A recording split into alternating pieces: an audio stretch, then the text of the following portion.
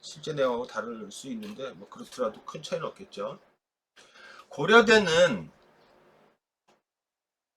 전통적으로 묵직해 주제들이 자유, 평등, 정의 뭐 이런 것들 이상사회 이런 묵직한 주제를 가지고 굵게 내요. 그래서 전통적으로 요약을 잘해야 돼. 글 내용을.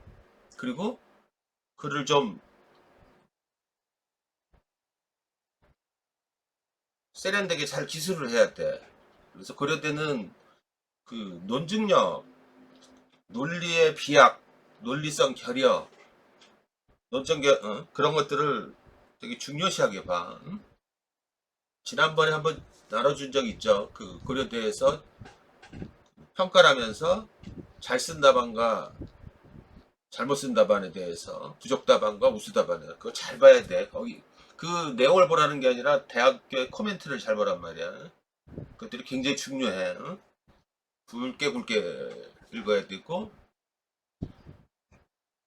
지문은 그렇게 뭐 이렇게 막 추론하고 꽈놓고 뭐 이러진 않아. 그런데 그 아무래도 관련한 지식이 있으면 유리하겠더라고. 그럴 때는. 그래서 선생님 저번에 얘기했듯이 공정의 가치 뭐 이런 것들 다양한 시각에서 볼 수 있고 그런 것들을 풀어줄게요. 그래서 고려대 논술을 몇 회를 풀면은 그 방향성들이 나올 거야. 뭐를 강조하는지 틈나는 데 얘기를 해줄게.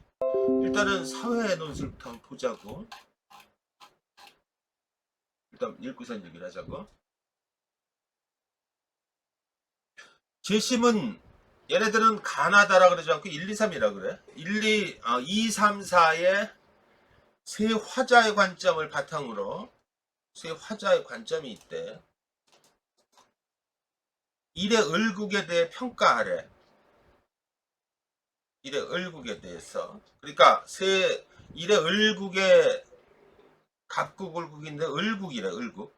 을국에 대해서 평가를 하래. 평가는 여러분들 비평을 하는 거는 해석과 해석에 기반한 판단이 들어가야 된다 그랬죠. 가치 판단이. 그러니까 2, 3, 4에 있는 이 관점의 내용과 을국의 평가하고의 어떤 관계 맺음을 잘 생각을 해줘야겠지.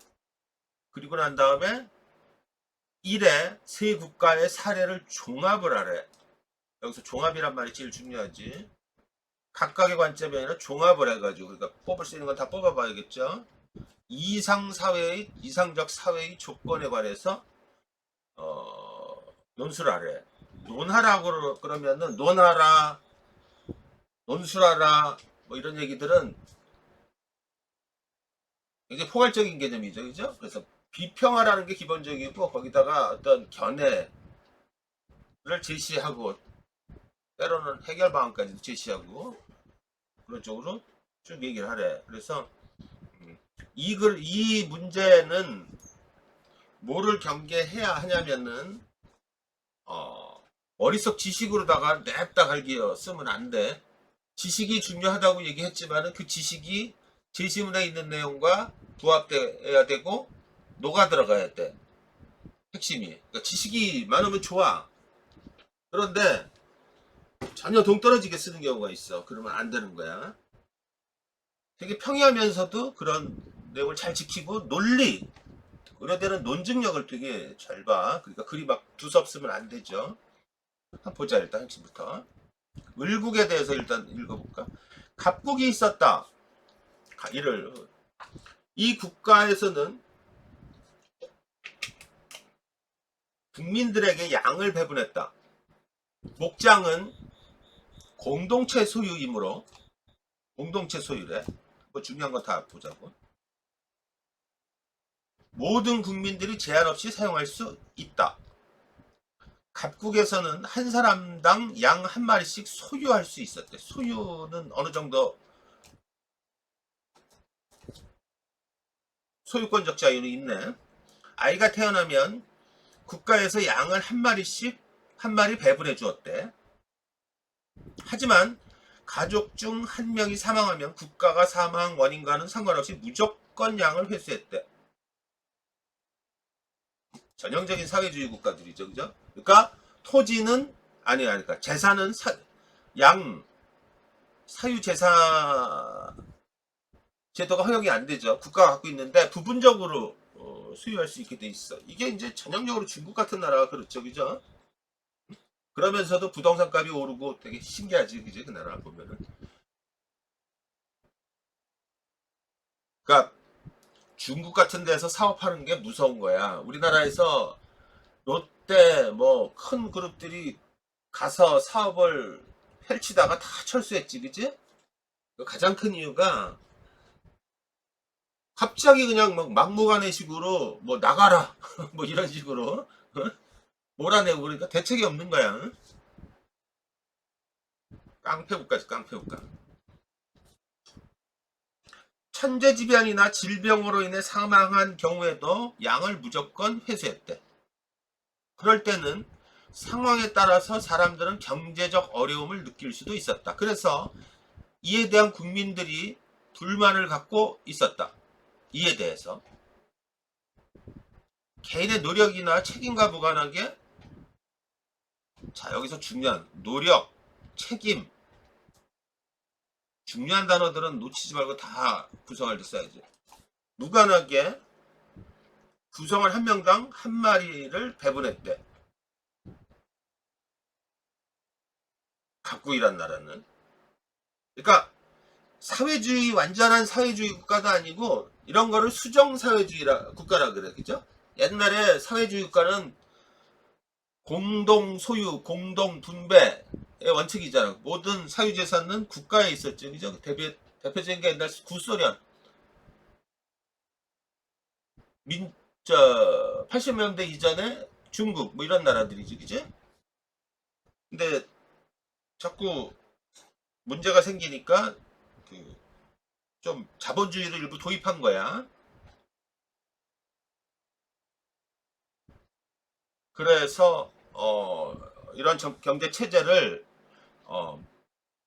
수정 사회주의라 그래. 그러니까 우리가 먼저 봐야 될 게 정치 체제. 그러니까 이런 걸 읽으면서 자꾸 생각나는 것부터 먼저 큰 틀부터 바운더리부터 한번 봐야 돼. 정치 체제, 경제 체제, 사회 체제, 이런 체제의 문제. 그러니까 수정 사회주의 경제 체제겠죠, 그죠? 토지 소유는 국가고 사유재산은 부분적으로 인정하는데, 여기서 보면은 개인의 노력, 타고난 능력, 책 이런 것들을 무관하게 배분했다는 거야. 그러니까 인정하지 않는 거야. 나중에 다 몰수가 되는 거야. 그러니 이러면은 뭐를 추정할 수 있어? 열심히 일하려고 그러지 않겠지, 그래도 어느 정도, 그죠? 어? 이게 이제 사회주의 국가의 가장 큰 문제지. 응? 그러니까 저번 시간에 이런 걸 읽을 때 뭐라 그랬어? 저번 시간에 우리 수업했을 때 효율성과 형평성의 문제, 성장과 분배의 문제, 자유와 평등의 문제, 이런 관계성들을 살펴보라 그랬어. 이런 단어들이 튀어나와야 돼. 그래서 이런 것들을 가지고 개념으로 재구성을 해야 돼. 그러니까 그 얘기를 하는 거야. 이걸 그대로 쓰면은 되게 공허해지잖아. 그러니까 수정 사회주의 경제 체제고, 소유권은 국가에 있고, 사유재산은 부분적으로 인정하고, 개인의 자발성, 노력 이런 것들은 그렇게 크게 발휘되지 않고, 이러니까 어떻게 돼? 효율성은 떨어지겠고, 당연히 성장에는 한계가 있겠고, 뭐 이런 것들이 나와야 돼. 그 다음에 을국의 경우 국민들은 양과, 빨리 그런 걸 정리를 해줘야 돼. 토지를 모두 개인이 소유할 수 있대. 자유주의 시장경제 체제죠, 전형적인. 그러니까 이런 걸 읽어서 소유안에 뭐네 이런 게 아니라 언어적으로, 개념적으로 정리가 돼야 높은 평가를 받지, 그지? 사회주의 계획경제 체제고, 각국은. 을국은 자유주의 시장경제 경제 체제를 운영하고 있죠. 국민들은 자유롭게 서로서로 양과 토지를 거래할 수 있고, 국가는 이 부분에 대해 최대한 개입을 하지 않았다. 그러니까 전형적인 자유주의 시장 경제 체제야. 최대한 개입하지 않았대요. 그러니까 시장에 맡긴 거야. 그죠? 개인한테. 개인 간 거래. 국가는 거래가 합법적으로 이행되는 것만 감시하는 정도로 최소한의 역할만 담당했다. 방임 정책을 친 거야. 국민들은 자신이 열심히 일한다면 여기 노력, 책임 이것처럼 능력 이런 말 다 끄집어내서 써야 돼. 능력에 따라서 더 많은 토지와 양을 소유할 수 있었다. 국민들은 합법적인 범위 내에서 자신의 노력에 따라 최대한 부자가 될 수 있는 사회를 원했다. 하지만 자 여기 이제 가난한 사람과 갈 것 없는 사람들은 국가가 보호해주지 않으므로 너무 자유 방임주의를 취하니 사회적 약자가 불리하고 불평등이 가속되고 이런 문제가 있죠. 어려움을 겪거나 굶어 죽을 수밖에 없었다. 대표적으로 여기는 어디 나라? 미국이죠. 그죠? 을국에서는 시간이 갈수록 을국 자체는 빠르게 부유해졌지만 동시에 굶어 죽는 사람들도 그만큼 많아졌대. 불평등이 빈부격차 확대, 불평등의 고착화가 심화되고 있다는 얘기지. 그죠? 전형적인 자유주의 시장경제 체제.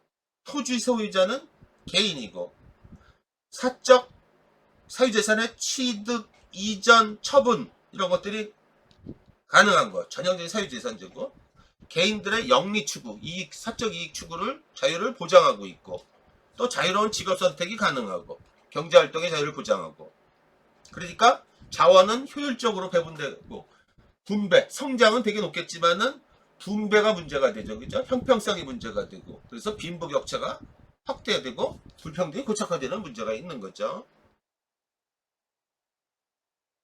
갑국과 을국의 인근에는 병국이 있대. 병국은 목장이나 양을 모두 함께 소유하는 나라였대. 얘도 사회주의 경제체제겠죠. 그죠? 전형적인 이게 사회주의의 전형이죠. 병국에서는 어느 누구도 자신만의 목장이나 양을 갖지 못한 채 함께 목장이나 양을 이용할 수 있어. 어느 누구도 갖지 못한대. 이게 전형적인 전통 사회주의 경제 체제야. 그러니까 갑국은 수정 사회주의 경제 체제죠. 그죠? 을국은 자유주의 시장 경제 체제죠. 병국은 사회주의 경제 체제야. 전통.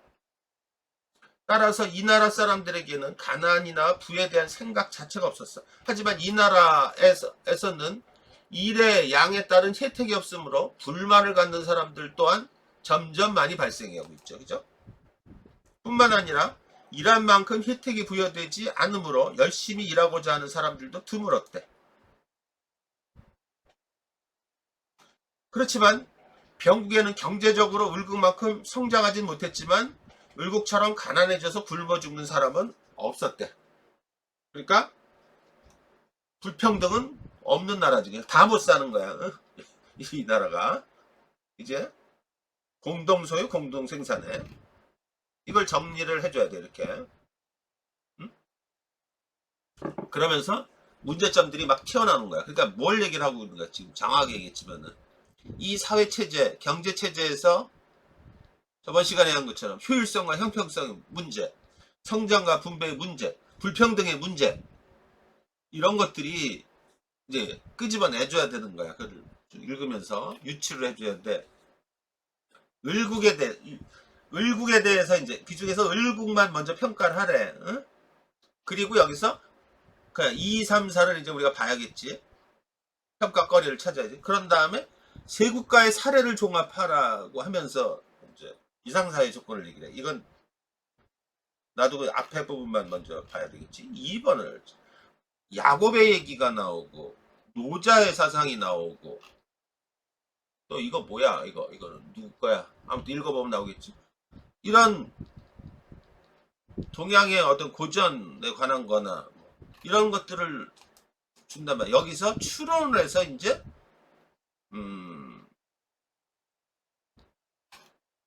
요 일에 들어간 내용하고 봐야 된단 말이야. 그러면 연결을 해는 연결고리가 있어야 되잖아. 그죠? 그 연결고리가 뭐야? 그런 걸 찾아내는 게 핵심이란 말이야. 글에는 없어. 그죠? 어디대나 지금 여기도 보면 그죠? 그래서 지식이 중요하다는 거야. 아까 효율성과 형평성의 문제, 자유와 평등의 문제, 그리고 성장과 분배의 문제, 이런 문제들을 끄집어내서 정리를 해줘야 된단 말이야. 그러지 않으면 글과 글이 서로 연결이 안 되겠지, 그죠? 봐봐. 야곱은 이 전체가 무슨 의미하는지를 그냥 보이면 안 보이잖아. 그러니까 아까 사적 이익 추구라든지 자유시장 경제의 원리라든지 뭐 이런 것들을 쭉 다 뽑아내서 생각을 해줘야 된다. 그래서 재구성을 해줘야 된다고. 이게 핵심이야. 그죠? 야곱은 이런 글은 이렇게 나오면 당황을 해서 여기 2번, 3번 지문 2, 3, 4 있는 내용 그대로 따서 쓰면은 문제가 돼. 반드시 주제 개념에 맞춰서 전체를 유기적으로 긴밀하게 연결하면서 재해석을 해줘야 돼. 그거 볼 거야, 좀 이따. 야곱은 그의 삼촌 라반의 양을 치게 되었다. 우리의 성스러운 선조 아브라함의 후손인 야곱은 머리 좋은 모친이 형을 제쳐놓고 술책을 쓴 덕에 3대째의 상속자가 되신 분이었어. 술책을 썼대. 응? 이걸 좀 더 하면 뭐야? 경제로 보면. 수단 방법 가리지 않고선 사적 이익을 추구했다는 거로다가 연결을 자꾸 그런 식으로 생각을 해야 돼. 나리처럼 이자를 받지는 않았지만 야곱이 한 일을 말씀드리죠. 그분은 삼촌 라반과 약속을 했답니다. 그 해 태어나는 새끼양 가운데서 줄무늬와 얼룩이는 모두 품삯으로 차지해야겠다고요. 이윽고 가을이 되어 발정한 암컷이 수컷을 잡고 털이 북실북실한 양들 사이에서 짝짓기가 한창 이루어지던 때였죠. 그 영리한 야곱은 나뭇가지 몇 개의 껍질을 벗긴 다음 발정에서 규비가 한창인 이런 내용을 쓴대. 암컷 앞에다가 박아 놓았답니다. 그랬더니 해산할 때가 되어 새끼 양들이 나왔는데 얼룩이만 태어나 모두 야곱의 차지가 돼. 그러니까 이거 갖고 추론해야 되지, 그지? 개인의 이익 추구를 위해서는 수단과 방법을 가리지 않는, 이게 뭐야? 자본주의, 자유시장 경제체제의 문제점이잖아. 이렇게 연결을 해야 되겠지? 재해석을 해줘야 되지? 재구성을 해야 되겠지? 이것이 야곱이 부자가 된 비결이요. 모든 걸 주제 개념에 맞춰서 다 풀어내야 된단 말이야. 하느님의 축복을 받은 거겠죠. 하느님의 축복을 받은 거였죠. 이거 다 비꼬는 소리지, 그죠? 비아냥거리는 소리. 어떤 애들은 얘를 요런 것만 톡 따와가지고선 해석을 하고 있어. 메타포죠, 그죠? 어? 그 구분도 안 돼. 그러니까 이걸 고지고대로 파악을 하면 안 되죠. 도둑질만 아니라면 뭐든 해서 돈을 벌어야지. 이거 다 지금 뭐야? 반어적인 표현이죠. 이걸 고지고대로 또 보는 애들이 있어요. 나 참. 전체 반어적인 표현이 있잖아, 그죠? 그러니까 뭐야? 그대로 사적 이익 추구는 이 화자의 관점에서 보면은 이게 두 가지로 지금 해석이 돼. 이 화자의 관점에서 보면은 시장 경제의 원리에 부합하고 개인은 편법과 꼼수처럼 가능한 모든 수단과 방법 사이까지 추구할 자유가 있다. 그런데 이걸 거꾸로 얘기하면은 이렇게 해서는 안 된다는 걸 또 그 메타포가 있죠, 그죠? 그걸 어떻게 기술하느냐에 따라 다른 거야. 알겠지? 그 근거를. 그래서 시장 경제 이거를 갖다가 지금 봐봐요. 관점을 바탕으로 을국에 설명하려니까 을국의 이 상황에 대해서 어떻게 해야 돼? 이 관점들을 잘 뽑아내가지고 논리적으로 좀 연결해야 돼. 그러려면은 이게 각각 무슨 의미인가? 지금 선생님이 여기서 보면은 시장 경제 체제의 핵심이 사적 이익 추구의 자유를 설명하는 근거와 연결할 수가 있겠지. 그러니까 처음에 쉽게 봤죠. 은근히 까다로운 거야, 이제. 무슨 문제냐, 이거는. 글을 논리적으로 연결하기가 되게 어려운 거야. 그거 보겠다는 거예요. 응? 여기다가 어디까지 더 나갈 수 있어? 야곱의 수단 방법을 가리지 않는 상행위를 통해서 이게 중요하지. 시장경제에서 지나친 사적 이익 추구가 초래하는 문제점까지 언급할 수가 있겠지. 아까 그래서 이 얘기를 한 거란 말이야. 알겠지, 그죠? 그걸 읽어낼 수가 있잖아. 그죠?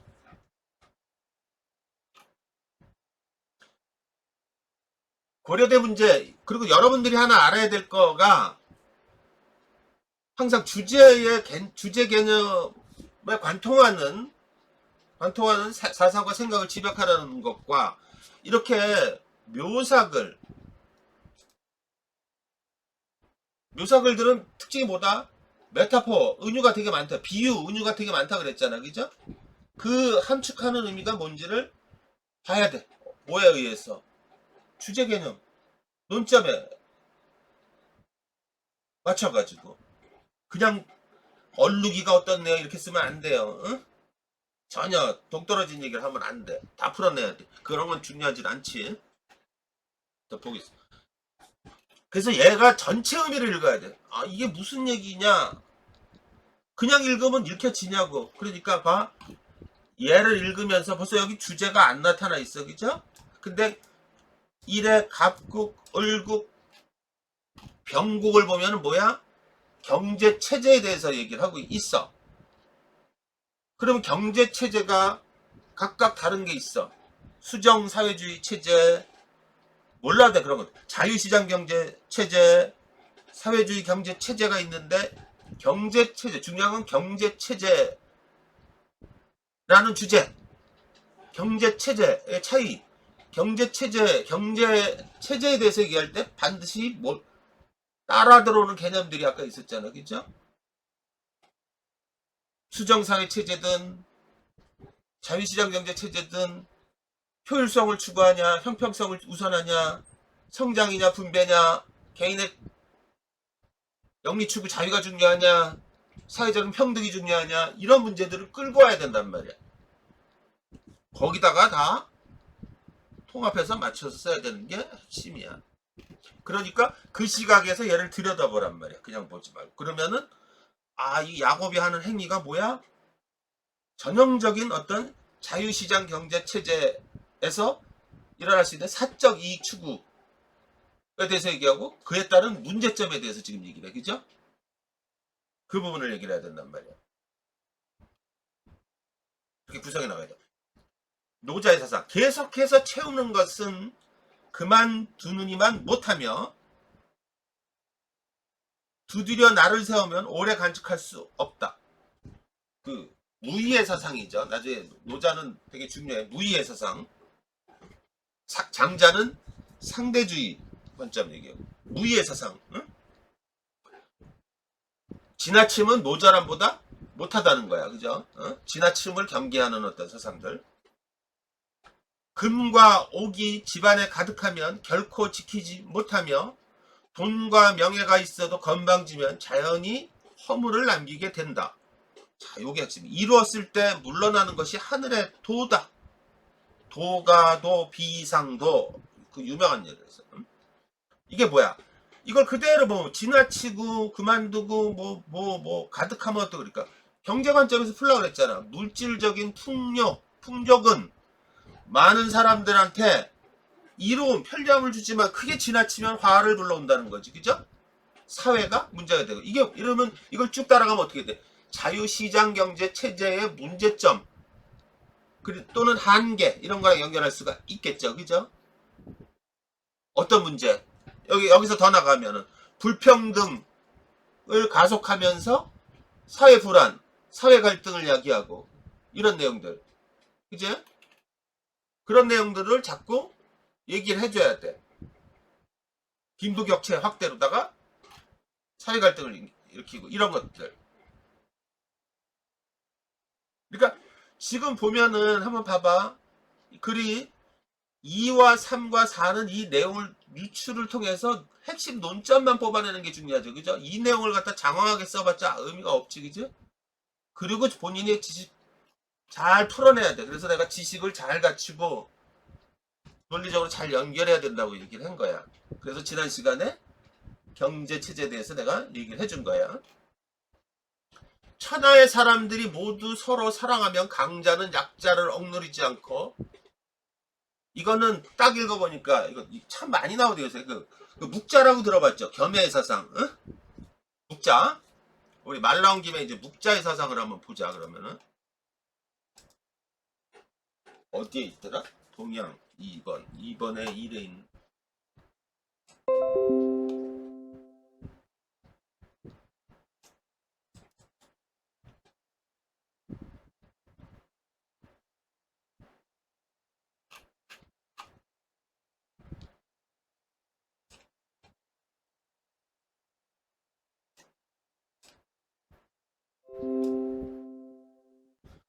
이거는 자주 나오더라고요, 요새. 그래서 한번 우리가 읽어볼 필요가 있지.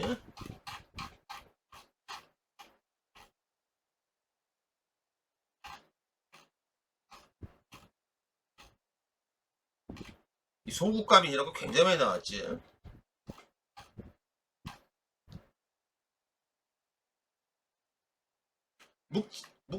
묵자의 겸해사상. 보자. 한번 읽어줄게. 묵가는, 그러니까 춘추 전국시대 제자백가의 한 학파로, 제자백가라고 들어봤죠, 그죠?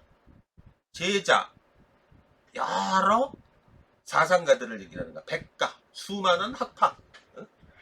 그러니까 중국은 기원전 그 시대에, 춘추 전국 시대, 아주 혼란한 시대에 많은 사상가들이 활동을 한 거야. 응? 묵가의 창시자인 묵자는 당시, 잠깐만, 이거 전에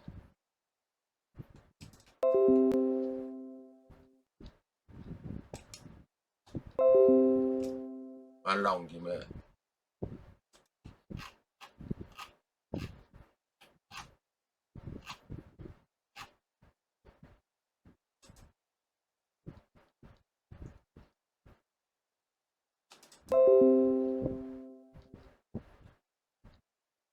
뭐야, 이거 아까 했던 거잖아.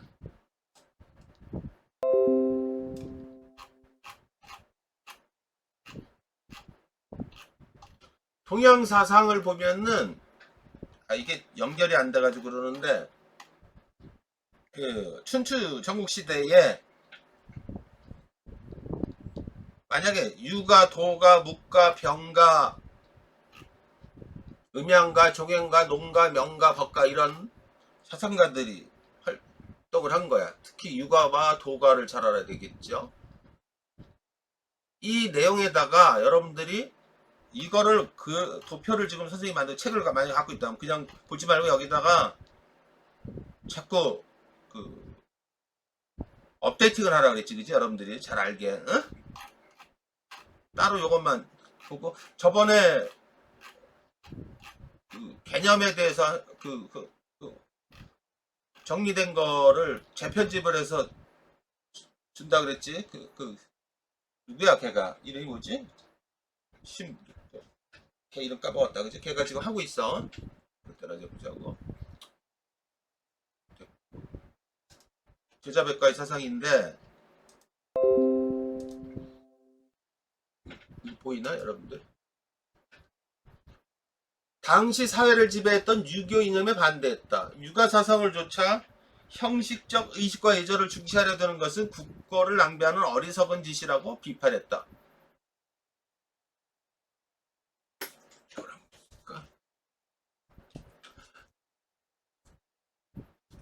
국가는 생산활동과 함께 절약을 강조하고 가족이나 국가 경제를 초월한 점에서 겸해의 정신, 그죠? 겸해라는 걸 잘 들어. 겸해의 정신을 역설했다. 사랑을, 평등한 사랑을 가르쳤다는데 한번 보자. 묵자 사상의 핵심은 겸해다. 겸이란 말은 겸하다 또는 널리라는 뜻으로, 겸해란 모든 인간을 차별 없는 사랑, 아가페, 그죠? 아가페적인 사랑을 얘기하는 거야. 애를 중시한 점에서는 공자의 인과 유사한 듯 보이지만 어떤 면이 차이 나냐면은, 공자인은 별애, 즉 차별적인 사랑, 지들끼리, 이런 것들이 별거 아닌 것 같지만은 굉장히 중요한 거야, 그죠? 귀족은 귀족끼리, 천민은 천민끼리, 뭐 이런 차별적인, 따로 된다는, 그거 확장하면 서양에서는 플라톤의 사상이 그런 거잖아, 그죠? 어? 노예와 귀족이 같을 수 없다고 보는 거야. 차별적 사랑. 인의 사랑은 평화는커녕 도리어 분쟁을 일으킨다고 본 거야. 굉장히 혁신적인 사상이죠. 그러니까 이 육아사상의 관점에서 보면 육아사상은 다분히 지배층에 유리한 어떤 사상이잖아, 그죠? 이 사상에서 볼 때 겸해의 사상은 국가의 사상은 배척해야 되고 대립각을 세워야 되잖아, 그죠? 문제가 많은 사상이잖아, 그죠? 응? 오늘날 묵가의 사상이 다시 재조명되는 이유가 그런 거야.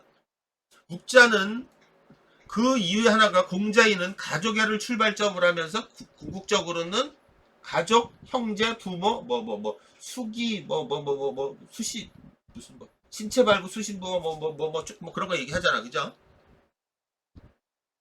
출발점으로 하기 때문이라고 봤다. 이는 무엇보다도 먼저 내 부모와 형제를 사랑하는 것. 이게 사랑하면서 결국 국가 사랑하라는 거야. 국가한테 응? 복종하라고. 이 가족에 대한 사랑을 여기 국가에 대한 사랑으로 치환시켜가지고 동격화시켜버렸어. 그러니까 꼼짝 말하잖아. 그죠? 그리고 국가의 집합은 천하로 넓혀간다는 게 아니라 유학이 추구하는 이상이다. 하지만 묵자는 인류에는 가족이나 애국심 같은 특정 집단에 대한 사랑을 확대하는 것으로는 얻을 수 없고 도리어 그것에 대한 완전한 부정을 해야 된대. 그것이 곧 겸해로 하늘의 뜻에 순정하면서 조건 없이 사람들을 사랑하고 서로 이롭게 하는 것이다. 이거 지금 별거 아닌 것 같죠? 그 당시를 보면 얼마나 쇼킹한 일이니, 그지? 천자도 부정되는 거잖아. 계속 연장을 하면은, 응? 위험한 사상이야, 그죠? 굉장히 위험한 사상이야. 그러니까 당시로서는 이단이겠지.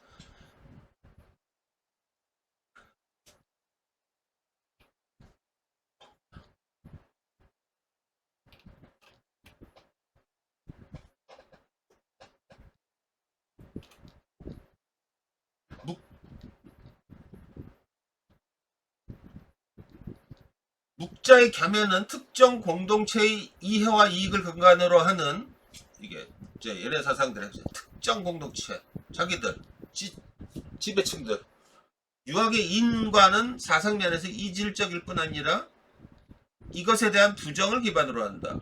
유학의 인에서 말하는 사상은 평등한 인과관계에 의한 보편적 사랑이 아니야. 어디까지나 질서, 즉 인륜적 신분 질서하에 통치자의 피치자에 대한 계급적이고 차별적인 사랑. 이게 되게 핵심이지, 그죠? 여기 사상은 지금 중국에서 아까 말한 듯이 공자의 사상, 육아의 사상이 재조명받는 게 이런 이유야. 이런 이유. 알겠지, 그지? 자꾸 분열하려고 그러니까 묶어두려고. 묵자는 이게 웃기는 게 뭐냐면은 좀 더 나가면 옛날에 그 모택동에 있을 때 중국 공산화될 때는 육아의 사상을 되게 배척했었거든, 그죠? 응? 다시 끄지마. 아이러니야. 묵자는 부모와 가족에 대한 사랑과 다른 사람에 대한 사랑을 구별한 유학의 인 사상에 반대하면서 보편적 사랑, 사별 없는 사랑 실천해야 한다고 주장했다. 이는 신분계급이 엄격했던 당시로는 충격적인 주장이죠, 그죠? 엄청나게 충격적인 거야. 육아에 대한 비판과 도전은 육아 사상가들, 특히 맹자로부터 맹렬하게 공격을 받아서 어떻고? 맹자는 겸해 사상 어떻게 공리주의적인 생각으로 인본을 어지럽힌다고 본 거야. 응? 공리주의 하면 우리 많이 떠오르게 효율성 뭐 이런 것들도 나오잖아, 그죠? 공리, 사회주의, 사회 전체에 대한 부분. 아무튼 이런 사상을 가지고 얘기하는 게 국가의 기원과 묵자는 상동편에서 국가의 기원에 관한 이론을 전개했다. 국가 통치자의 권위는 두 가지 원천, 즉 백성의 뜻, 민의와 하늘의 뜻, 천지에서 유래한다. 그러므로 통치자의 주요 임무는 백성의 행위를 잘 살펴서 겸해를 실천하는 자는 상을 주고 그렇지 않은 자는 벌을 주는 일이다. 이 임무를 효과적으로 수행하기 위하여 통치자의 권위는 절대적이어야 한다. 묵자에 따르면 국가의 통치자는 무정부적인 자연상태에서 벗어나기 위해서 백성의 뜻에 따라 추대된 자로 그 점에서 홉스의 사상과 상통하죠. 국가와 통치자는 하늘의 뜻, 즉 천지에 의한 것으로 이를 뒷받침하는 전체주의 국가체제와 통치의 절대적인 권위를 인정했다. 이거 아이러니지, 그죠? 보편적인 사랑을 얘기를 하면은 보편적인 사랑하고는 배치되는 거잖아 이게. 그러니까 뭘 얘기를 하려고 그러면 어떤 자구를 콕콕 따가지고 해석하면 안 돼. 알겠지 그지? 홉스는 뭐라고 얘기했어? 자연 상태는 만인과 만인에 의한 투쟁, 대립의 상태라고 했잖아. 리바이어든적인 상태. 바다 괴물이 막 설치는 것처럼. 그래서 개인은 자신의 안위를 보장받기 위해서 어떤 가상의 기구에 자신의 권리, 권한의 일부를 출연해서 자신의 자유를, 더 큰 자유를 보장받아야 되는데 그게 국가라는 거야. 이게 사회계약설이죠. 그죠? 그래서 그 국가를 튼튼하게 통치하고 유지하려면은 거기서 이제 차이들이 많은 거야. 그러니까 사회계약론자들, 홉스, 로크, 루소 이런 사람들이 그 차이점이 뭐냐면은 국가 탄생의 기원에 대해서 다 계약서를 가지고 얘기를 하는데 첫 번째는 자연 상태가 혼란한 상태, 약육강식의 상태냐 아니면 목가적인 상태, 낭만의 상태냐. 그러면서 어떻게 사회가 혼란해지냐. 그 논점에서 보는 관점이 달라. 두 번째, 그 해결 방법이 틀린 거야. 국가라는 조직을 세우는 거는 다 일치하는데 그 점에서는 홉스 같은 경우는 절대 권력을 가진 군주제가 마땅하다고 보는 거야. 설령 군주가 조금 막 나가는 짓을 하더라도, 못된 짓을 하더라도 그게 개인들은 자유를 보장받을 수 있는, 훨씬 더 보장받을 수 있다고 보는 거야. 그것도 말 되는 거야. 그죠? 이게 이제 전체주의 그 국가들의 어떤 지배 논리 중에 하나야. 알겠지? 그지? 우리 독재 국가들 있잖아. 우리나라 그랬지. 그죠? 반면에 로크 같은 경우는 절대 안 된다는 거야. 응?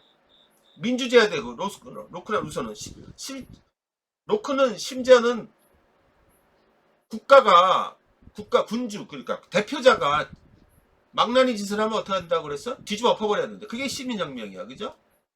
이걸 누가 얘기해? 동양에서 맹자가 군주가 제대로 역할을 못하면은 엎어버려야 된다 그래. 그게 역성혁명이야. 알겠지? 그죠? 루소는 철저하게 직접민주주의를 통해서 일반의지에 따라야 된다 그러는 거고 국민들이 수준을 높여야 되는데 민주주의를 제대로 실천하려면 그래서 교육이 중요하다. 사랑의 교육, 에밀 그 책을 냈잖아. 그죠? 정작 본인은 개차반이었어. 응? 그런 거야. 그러니까 여기서 보면 맹자하고도 갈리는 점이 맹자나 옛날에 그러니까 묵자나 누구야 공자나 누구나 다 노자 빼고는 다 강력한 국가, 강력한 군주제 이걸 다 선호했단 말이야. 그런데 통치 방법이 틀린 거잖아. 그죠? 그런 것들에서 차이가 나는 거야. 그러니까 띄엄띄엄 읽으면 안 되는 거고. 그러니까 항상 그런 거야. 어딨어 이거? 뭐라? 아까 봤던 거 어디 갔지? 잠깐만.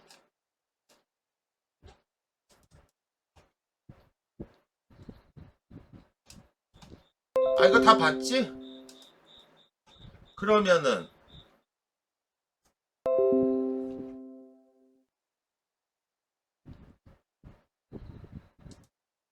자 한번 보자 이거. 묵자 사상이야. 천하의 사람들이 모두 서로 사랑하면 강자는 약자를 억누르지 않고 다수가 소수를 겁박하지 않으며 부자가 가난한 사람을 모욕하지 않으며 귀한 사람이 천한 사람을 업신여기지 않고 영악한 사람이 어리석은 사람을 속이지 않는다.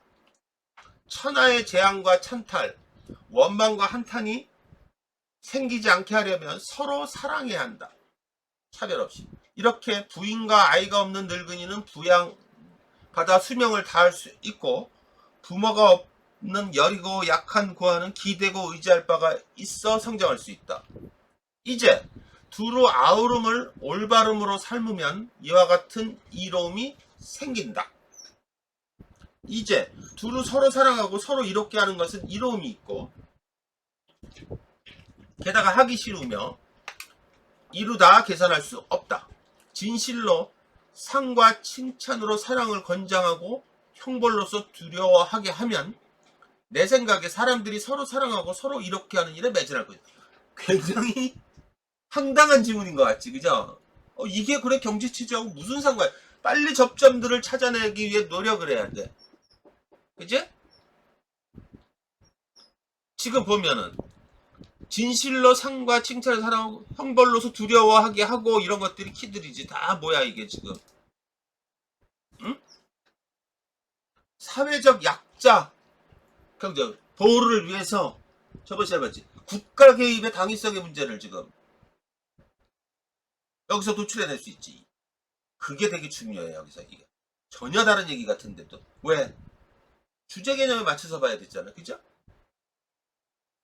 개인과 국가 발전을 위해서는 차별 없는 사랑 없이 사는 겸해와 서로 이롭게 하는 교리라는 거야. 정신으로 사회적 약자를 배려하는 진정한 평등의 가치를 실현해야 된다. 그러니까 국가 개입의 당위성 이런 것들을 끄집어내야 돼. 참 여기서 아마 갈렸을 것 같아. 내가 볼 때. 응? 이거를 도출해내냐. 그러니까 여러분들한테 얘기할 때 이런 문제들은 전체를 읽어내라고 해. 분명히 주제 개념에 맞춰서 개념을 확장해야 되고 이 지문의 속으로 들어가 버리면 못 찾아내. 알겠지? 그지? 사고를. 이게 포인트야. 자, 선생님이 요약한 거만 한번 보자. 어떻게 했나? 먼저 이는 시장경제 체제의 핵심인 사적 이익 추구의 자유를 적극 지지한다.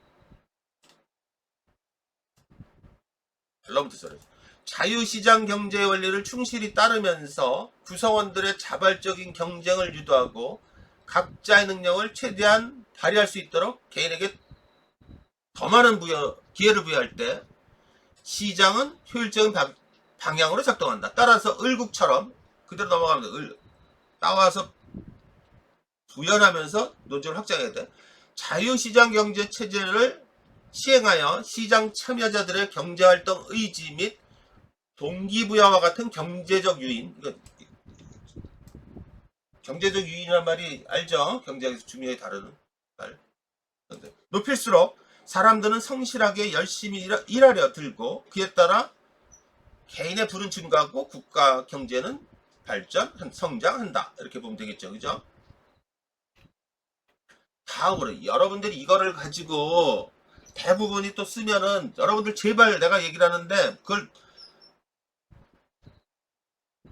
그렇게 하지 말라는 얘기가 아니라 이거 뭐 한 90% 애들은 다 긍정 부정하면서 그걸 쓰지 말라는 얘기가 아니야. 긍정적이다 부정적이다 이렇게 썼을 거라고. 도식화된 사고를 갖지 말란 말이야. 되게 빈약해져 내용이. 알겠어? 아마 대부분이 또 한 80%는 또 그렇게 썼을 거라고. 그게 나쁘다는 게 아니라 굉장히 그렇게 도식화된 글을 쓰면은 내가 아까도 말미에 그랬지. 머리를 믿지 말라. 머리에 꿰 부리는 거를 자꾸 따라가지 말라 그랬어. 그렇게 쓴단 말이야. 참 희한해. 그 핵심이 뭔지부터 찾는 게 더 바람직하지. 다음으로 3은 시장경제의 문제점과 한계를 지적한다. 개인의 이익 추구의 자유를 전적으로 시장의 자율에 맡길 경우 인용해서 따오면 되겠죠. 이에 야곱의 행위처럼 사람들은 편법과 꼼수까지 동원하면서 지나치게 이익을 추구하려 들 것이다. 이때 여러분들 논증을 확장할 때 예시, 인용, 상술, 정의 이런 것들을 하면서 펼치는 게 되게 좋다고 그랬죠. 글도 넓히고 비록 다운표를 쓰라 해서 경제적으로는 부유해졌지만 그와 동시에 굶어 죽는 사람들도 그만큼 많아졌다라는 사실에서 알 수 있듯이 풀어내라 해서 그래. 경제적 이익을 위해 목적이 수단을 정당화할 수 있다는 사고는 시장의 왜곡 가져오고 시장 실패 이런 말도 주죠. 가져와 시장의 실패 이것도 자원 분배의 효율성을 깨뜨리면서 구성원 간의 빈부격차를 확대하고 불평등을 고착화한다. 여기 지금 용어들 다 썼어 지금, 그죠? 끌어들이니까 다 쓰란 말이야. 끝으로 4는 시장경제 체제가 나아갈 바람직한 방향을 제시한다. 시장경제에서 개인이 경제적 이득을 얻기 위해 경쟁하는 과정에서 불가피하게 낙오자나 피해자가 발생한다. 이때 개인의 능력보다는 주어진 여건과 처한 상황 때문에 어쩔 수 없이 경쟁에 도태되거나 경쟁할 기회조차 얻지 못하는, 이거 다 어디서 나와? 이거 누구 얘기야? 이거 지금 많이 보던 거지 지금. 이거 어디 뭐야? 존 롤스의 철학의 핵심이잖아. 약자를 배려하지 않을 경우 빈부격차는 심화하고 불평등은 고착화하면서 사회갈등은 가속된다. 따라서 을국은 공동체 이익을 지향할 때 사회적 약자를 우선 배려하는 경제정책을 펼쳐나가야 한다. 뭐 이런 말, 그제? 논리를 펼쳐놔야 돼. 그런 다음에 세 국가의 사례를 종합하여 이상사회 조건이라고 그랬어. 이때 중요한 건 뭐냐면은 많은 학생들이 앞에 내용과 뒤에 내용이 따로 놀아. 그러면 안 돼. 어떤 경우가 되게 많냐? 앞에 내용은 그냥 서로 유기적으로 연결되지 않으면서 글을 쓰고 냅다 여기에는 그냥 자기 지식을 동원해 가지고 그거 멋지게 쓰려고 멋들어지게 쓰려고 노력을 하고 있어요. 그러면 안 된다는 얘기지. 응? 그러면은 연결이 돼야 돼. 연결이 유기적으로 그걸. 그래서 봐봐요. 선생님, 효율성과 형평성 다 따왔잖아 지금. 이게 지금 그죠? 기회의 평등, 결과의 평등. 선생님이 여기 생각나는 것들 다 지금 성장과 분배. 그냥 쓰지 말고 그 앞에 걸 다 넣은 이런 것들이 연결했으면은 글이 탄탄해지지, 그지? 그러니까 지식은 이럴 때 지식이 따로 놀면 안 되는 거지. 봐, 이상적인 사회를 위해서는 효율성과 형평성의 조화를 이루는 방향으로 국가 경제 정책을 수립 시행해야 한다. 무엇보다 이상사회는 개인의 자유와 권리가 최대한 보장되는 사회로서 개인의 의사를 존중하고 개인의 선택에 최우선 가치를 부여하는 경제 체제여야 한다. 이를 위해서는 사유재산제, 영리추구, 경제활동의 자유보장과 같은 자유시장 경제체제의 원리를 충실히 따르면서 경제적 효율성을 극대화할 필요가 있다. 그와 동시에 이상적 사회는 평등사회를 지향한다는 점을 고려할 때 사회적 약자를 우선하여 배려하는 경제정책으로 그대로 연장하란 말이야. 인간 존엄의 가치를 높여야 한다. 이를 위해서는 사회 구성원들에게 필요한 최소한의 생활을 영위하기 위한 경제적 기반을 마련하는 방향으로 분배 정책을 펼치되 특히 약자를 우선하여 배려하는 정책을 통해 형평성을 높여나가야 된다. 결국 이상사회는 기회의 평등과 결과의 평등을 동시에 추구할 때 균형 있는 성장과 분배를 통해 경제적 효율성과 사회적 형평성을 함께 더불어 이루는 과정에서 실현될 수 있다. 이렇게 쓰면 되겠지, 그치? 응? 고려대 큰 틀에서 보면서 여러분들 지식이 잘 발휘되길 바라는 거야. 여러분들한테 하면 되겠고. 이게 계속 처지네. 지금 처지지 말아야지. 내가 처지면 안 되지. 그래. 자, 이제 고려대 거 한번 봅시다. 2020년 사회 편입. 참고로 해마다 그 편입 논술은 대학에서 제시를 안 하나 봐. 그래서 그 학원에서 복원을 해서 학생들한테 뭐 수업 수강하는 학생들한테 나눠주고 그러나 봐. 또는 설명회 때 학생들을 호객행위 하느라고 그런 거지. 그때 나눠주나 봐. 그래서 어디서 구할 수 있으면은 그 검색 같은 거 많이 해보고 그 뭐 편입생 카페 같은 데 있잖아, 그죠? 그런데 들어가 보면은 있을 거야. 있으면은 나한테 좀 보내줘. 응? 나 그렇게 해서 내가 풀고 그랬거든. 아마 곧 나올 거야. 응? 그러니까. 근데 이걸 풀다 보면은 조금 갸우뚱거리는 것들이 있어. 왜 그러냐면 복원의 문제가 있고. 그러니까 다각도로 설명을 해줄 테니까 실제 내용하고 다를 수 있는데 뭐 그렇더라도 큰 차이는 없겠죠. 고려대는 전통적으로 묵직해 주제들이 자유, 평등, 정의 뭐 이런 것들 이상사회 이런 묵직한 주제를 가지고 굵게 내요. 그래서 전통적으로 요약을 잘해야 돼. 글 내용을. 그리고 글을 좀 세련되게 잘 기술을 해야 돼. 그래서 고려대는 그 논증력, 논리의 비약, 논리성 결여, 논정결 그런 것들을 되게 중요시하게 봐. 응? 지난번에 한번 나눠준 적 있죠. 그 고려대에서 평가를 하면서 잘 쓴 답안과 잘못 쓴 답안에 대해서 부족 답안과 우수 답안에 그거 잘 봐야 돼. 거기 그 내용을 보라는 게 아니라 대학교의 코멘트를 잘 보란 말이야. 그것들이 굉장히 중요해. 응? 굵게 읽어야 되고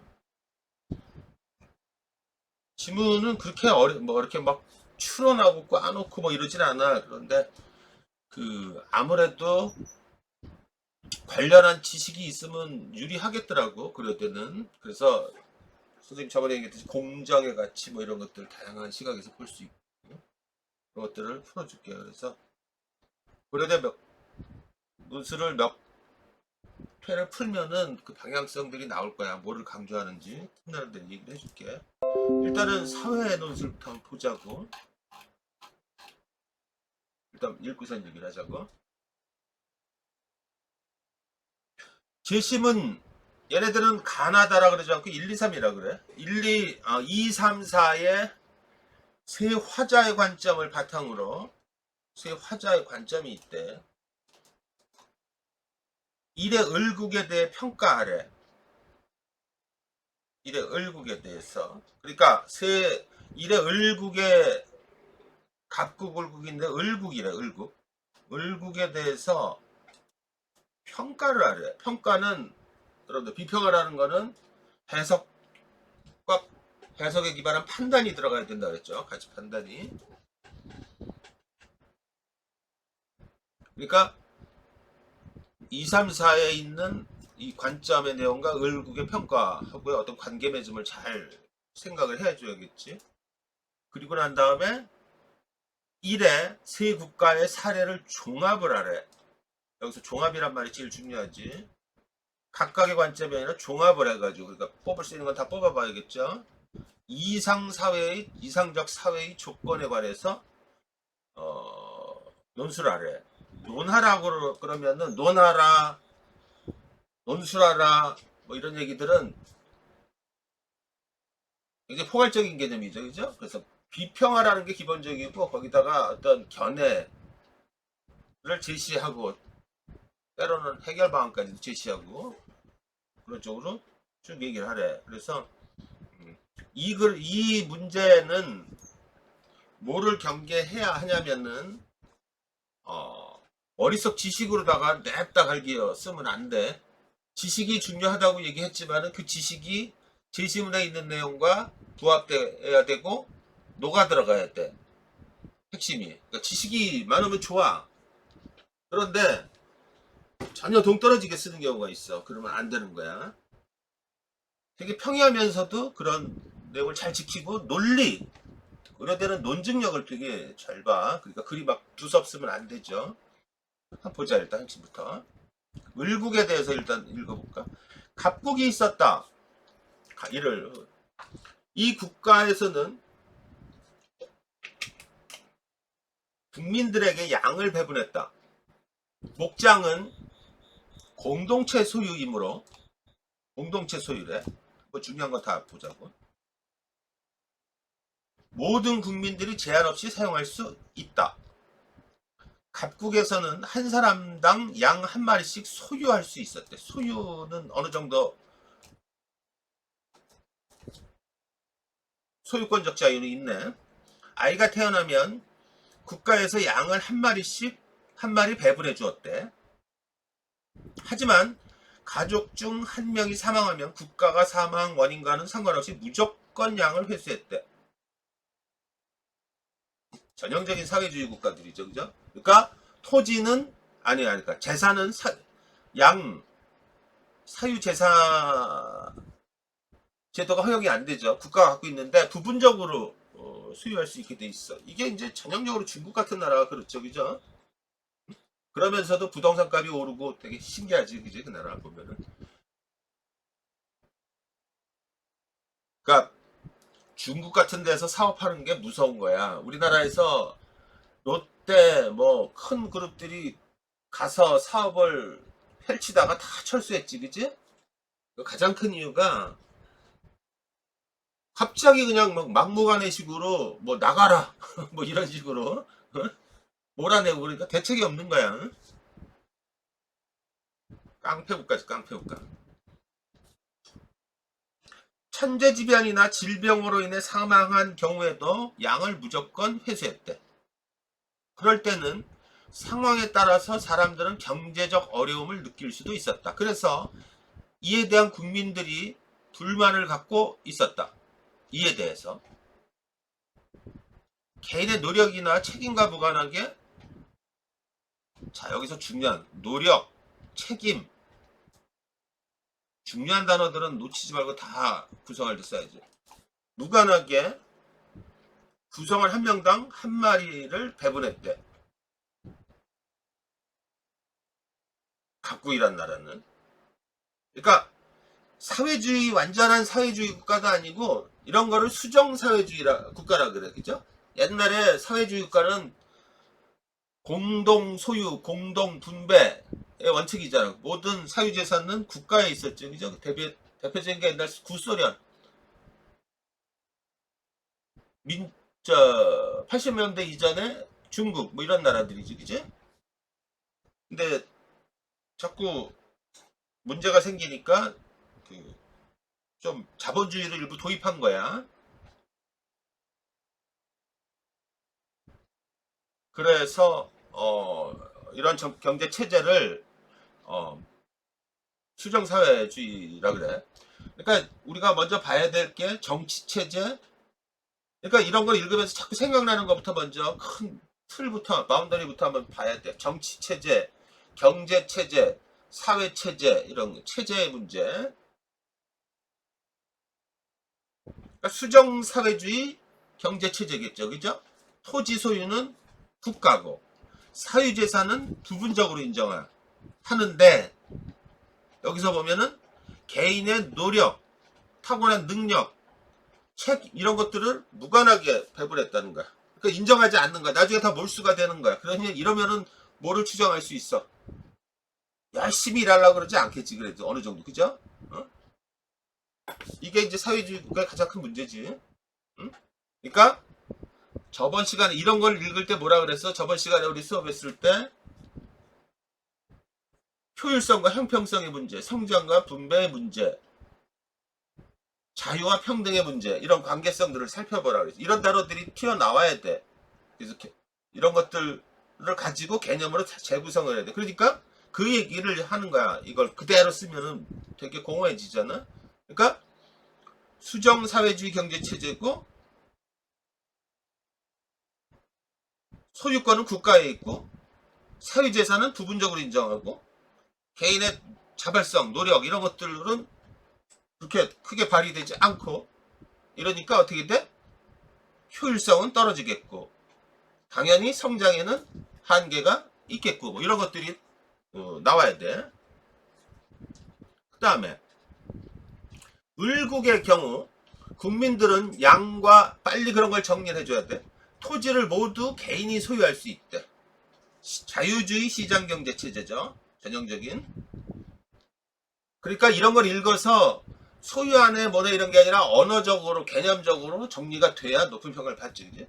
사회주의 계획경제 체제고 각국은, 을국은 자유주의 시장경제 체제를 운영하고 있죠. 국민들은 자유롭게 서로서로 양과 토지를 거래할 수 있고 국가는 이 부분에 대해 최대한 개입을 하지 않았다. 그러니까 전형적인 자유주의 시장 경제 체제야. 최대한 개입하지 않았대요. 그러니까 시장에 맡긴 거야. 그죠? 개인한테. 개인 간 거래. 국가는 거래가 합법적으로 이행되는 것만 감시하는 정도로 최소한의 역할만 담당했다. 방임 정책을 친 거야. 국민들은 자신이 열심히 일한다면 여기 노력, 책임 이것처럼 능력 이런 말 다 끄집어내서 써야 돼. 능력에 따라서 더 많은 토지와 양을 소유할 수 있었다. 국민들은 합법적인 범위 내에서 자신의 노력에 따라 최대한 부자가 될 수 있는 사회를 원했다. 하지만 자 여기 이제 가난한 사람과 갈 것 없는 사람들은 국가가 보호해주지 않으므로 너무 자유 방임주의를 취하니 사회적 약자가 불리하고 불평등이 가속되고 이런 문제가 있죠. 어려움을 겪거나 굶어 죽을 수밖에 없었다. 대표적으로 여기는 어디 나라? 미국이죠. 그죠? 을국에서는 시간이 갈수록 을국 자체는 빠르게 부유해졌지만 동시에 굶어 죽는 사람들도 그만큼 많아졌대. 불평등이 빈부격차 확대, 불평등의 고착화가 심화되고 있다는 얘기죠. 그죠? 전형적인 자유주의 시장경제 체제. 토지 소유자는 개인이고 사적 사유재산의 취득, 이전, 처분 이런 것들이 가능한 것. 전형적인 사유재산제고 개인들의 영리 추구, 이익, 사적 이익 추구를 자유를 보장하고 있고 또 자유로운 직업 선택이 가능하고 경제활동의 자유를 보장하고 그러니까 자원은 효율적으로 배분되고 분배, 성장은 되게 높겠지만은 분배가 문제가 되죠. 그죠? 형평성이 문제가 되고 그래서 빈부격차가 확대되고 불평등이 고착화되는 문제가 있는 거죠. 각국과 을국의 인근에는 병국이 있대. 병국은 목장이나 양을 모두 함께 소유하는 나라였대. 얘도 사회주의 경제체제겠죠. 그죠? 전형적인 이게 사회주의의 전형이죠. 병국에서는 어느 누구도 자신만의 목장이나 양을 갖지 못한 채 함께 목장이나 양을 이용할 수 있어. 어느 누구도 갖지 못한대. 이게 전형적인 전통 사회주의 경제 체제야. 그러니까 갑국은 수정 사회주의 경제 체제죠. 그죠? 을국은 자유주의 시장 경제 체제죠. 병국은 사회주의 경제 체제야. 전통. 따라서 이 나라 사람들에게는 가난이나 부에 대한 생각 자체가 없었어. 하지만 이 나라에서는 일에 양에 따른 혜택이 없으므로 불만을 갖는 사람들 또한 점점 많이 발생하고 있죠. 그죠? 뿐만 아니라 일한 만큼 혜택이 부여되지 않으므로 열심히 일하고자 하는 사람들도 드물었대. 그렇지만 병국에는 경제적으로 을국만큼 성장하진 못했지만 을국처럼 가난해져서 굶어 죽는 사람은 없었대. 그러니까 불평등은 없는 나라지. 다 못 사는 거야. 이 나라가. 이제 공동소유, 공동생산에 이걸 정리를 해줘야 돼. 이렇게. 그런데 지금 보면은 말이야 잠깐 여담으로 얘기를 하면은 최근에 그러니까 뉴스 같은 걸 잘 보면은 북한이 지금 코로나 종식됐다 그러고 횡설수설하는 것 같아요. 뭐 논평들 나오면은 그러면서 우리나라에 대해서 되게 뭐라 그러고 우리나라가 옮겼다고 코로나 막 그러고 가만 안 둔다 그러고 김정은이가 뭐 고열로다 고생했다 그러고 그런 발표가 계속 나오고 있어. 과연 그 행간의 뜻이 뭘까? 뭔가 지금 몰리고 있어 심각하게. 응? 뭔가 그러니까 북한이란 나라는 옛날에 고난의 행군이라고 들어봤죠. 90년대 아주 가뭄 뭐 이런 것들이 겹치면서 굉장히 고생하고 굶어 죽는 사람이 수백만에 이르렀었어.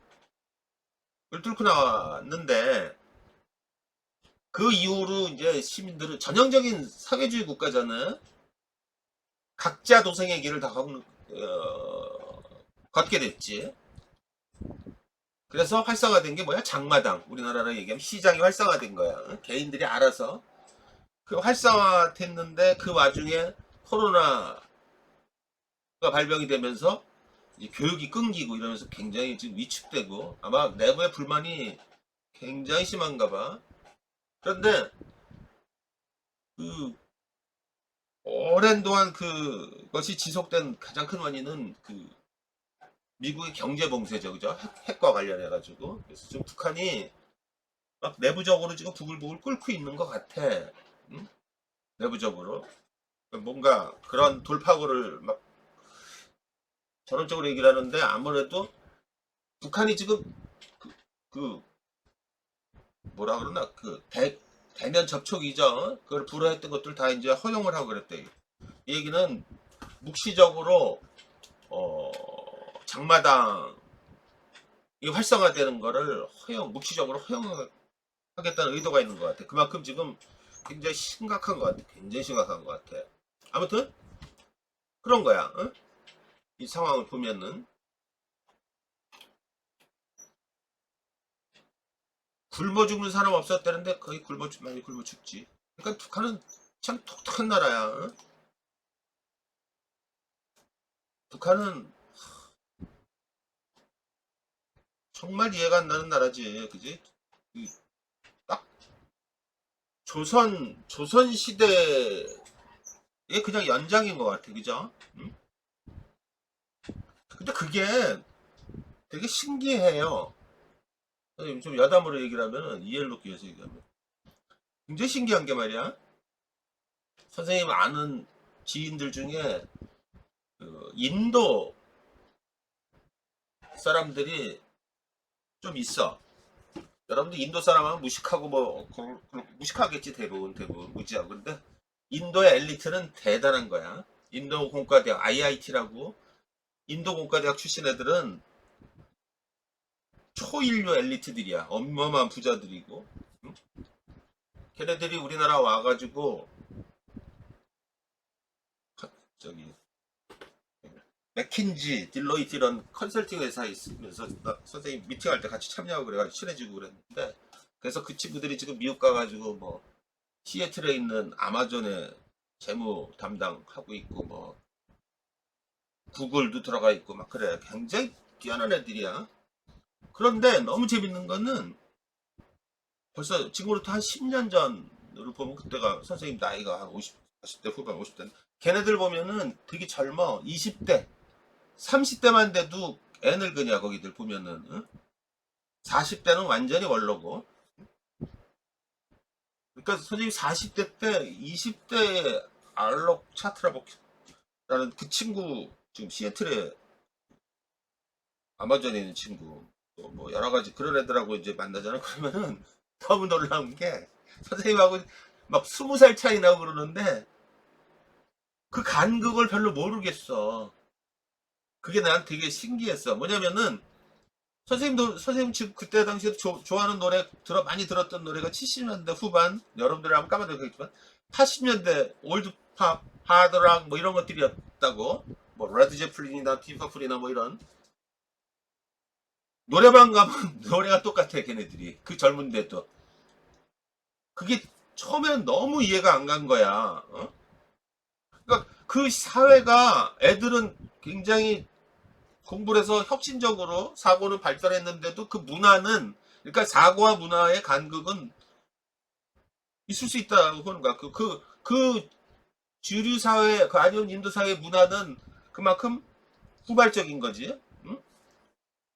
첨단과학에 공유를 하면서도 그게 너무너무 신기했어. 그게 어떻게 노래가 20년 차이가 있는데도 노래가 있는 친구들하고 노래가 듣는 좋아하는 노래가 같을 수 있고.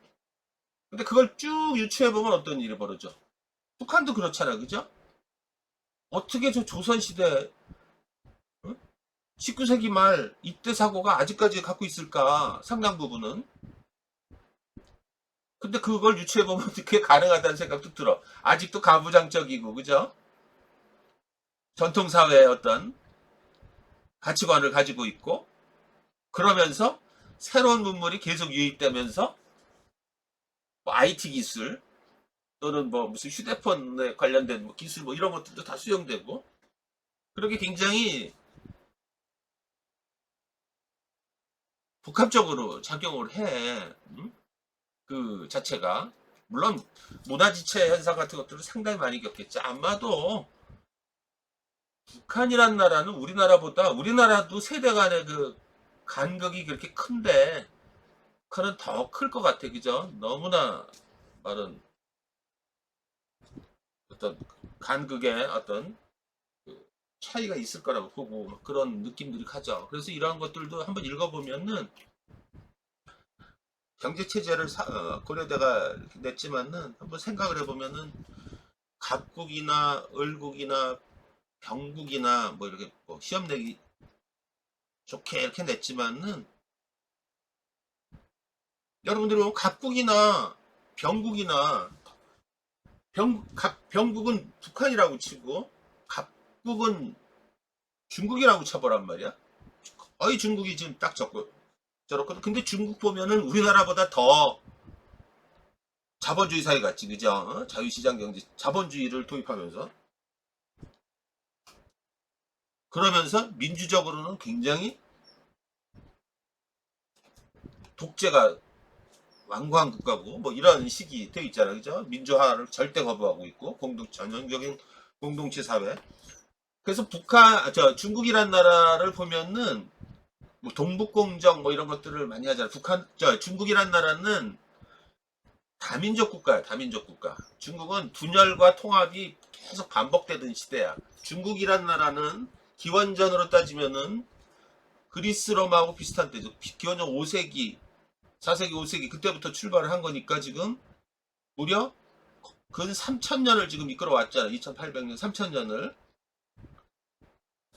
기원전 4세기, 5세기 때 유교 사상, 공자의 사상, 또는 맹자의 사상, 공명의 사상 이런 것들이 다시 소환해서 지금 공자의 사상, 맹자 유교 사상이 유가의 사상이 다시 재평가받고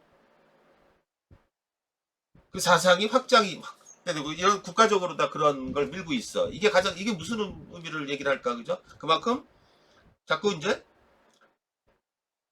분열의 조짐이 있는 거야. 중국의 역사 3,000년 이래로 지금이 중국이 가장 잘 사는 나라야. 때야, 시대가. 중국에서 이상국가를 얘기를 할 때, 완벽한 이상국가를 얘기할 때 개념을 얘기를 해. 하나는 대동사회라 그래. 대동사회. 응? 지문으로 많이 나왔지, 그지? 그 다음에 소강사회라고 해. 소국감인, 노자가 얘기하는 소국감이라고 별거. 소강사회라 그래. 대동사회는 모두가 하나가 되는 그런 이상 국가를 얘기를 해. 이제. 소강 상태는 가장 작지만 안정된 상태. 노자가 말하는 소국가민의 사회도 좀 비슷하지만은 중국은 자기네들이 자평하기로 대동사회까지는 못 갔지만은 소강사회까지는 왔다고 보는 거야. 근데 이게 자꾸 분열할 것 같으니까 자꾸 걱정이 되니까 자꾸 이제 사상적으로 통합하려고 그러고 그만큼 자본주의가 많이 침투되면서 어떤 정신적으로나 많이 분열이 일어나고 이제 그렇다는 얘기죠. 우리나라는 어떠냐 그럼 우리나라도 역대 이래로 최근 2, 30년처럼 잘 산 적이 없었지. 그죠? 우리나라도 역대 이래로 너무 신기한 게 불과 10년 전만 해도 GDP가 2만 불 정도 있잖아. 보통 선진국을 가능하는 기준이 3만 불이야. 북유럽은 4만 불, 5만 불 뭐 이러고 미국은 한 4만 불 되는데 빈부격차가 굉장히 세죠. 그죠?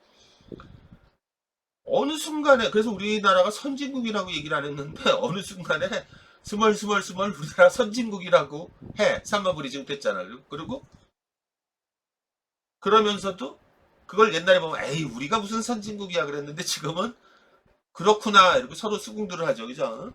그런 사이에 물난리 치면서 아직도 후발적인 어떤 현상들이 나타나고 있고 재밌는 거야, 우리 사회는. 그러면서 문제점들이 막 튀어나오는 거야. 그러니까 뭘 얘기를 하고 있는 거야, 지금 장황하게 얘기했지만은.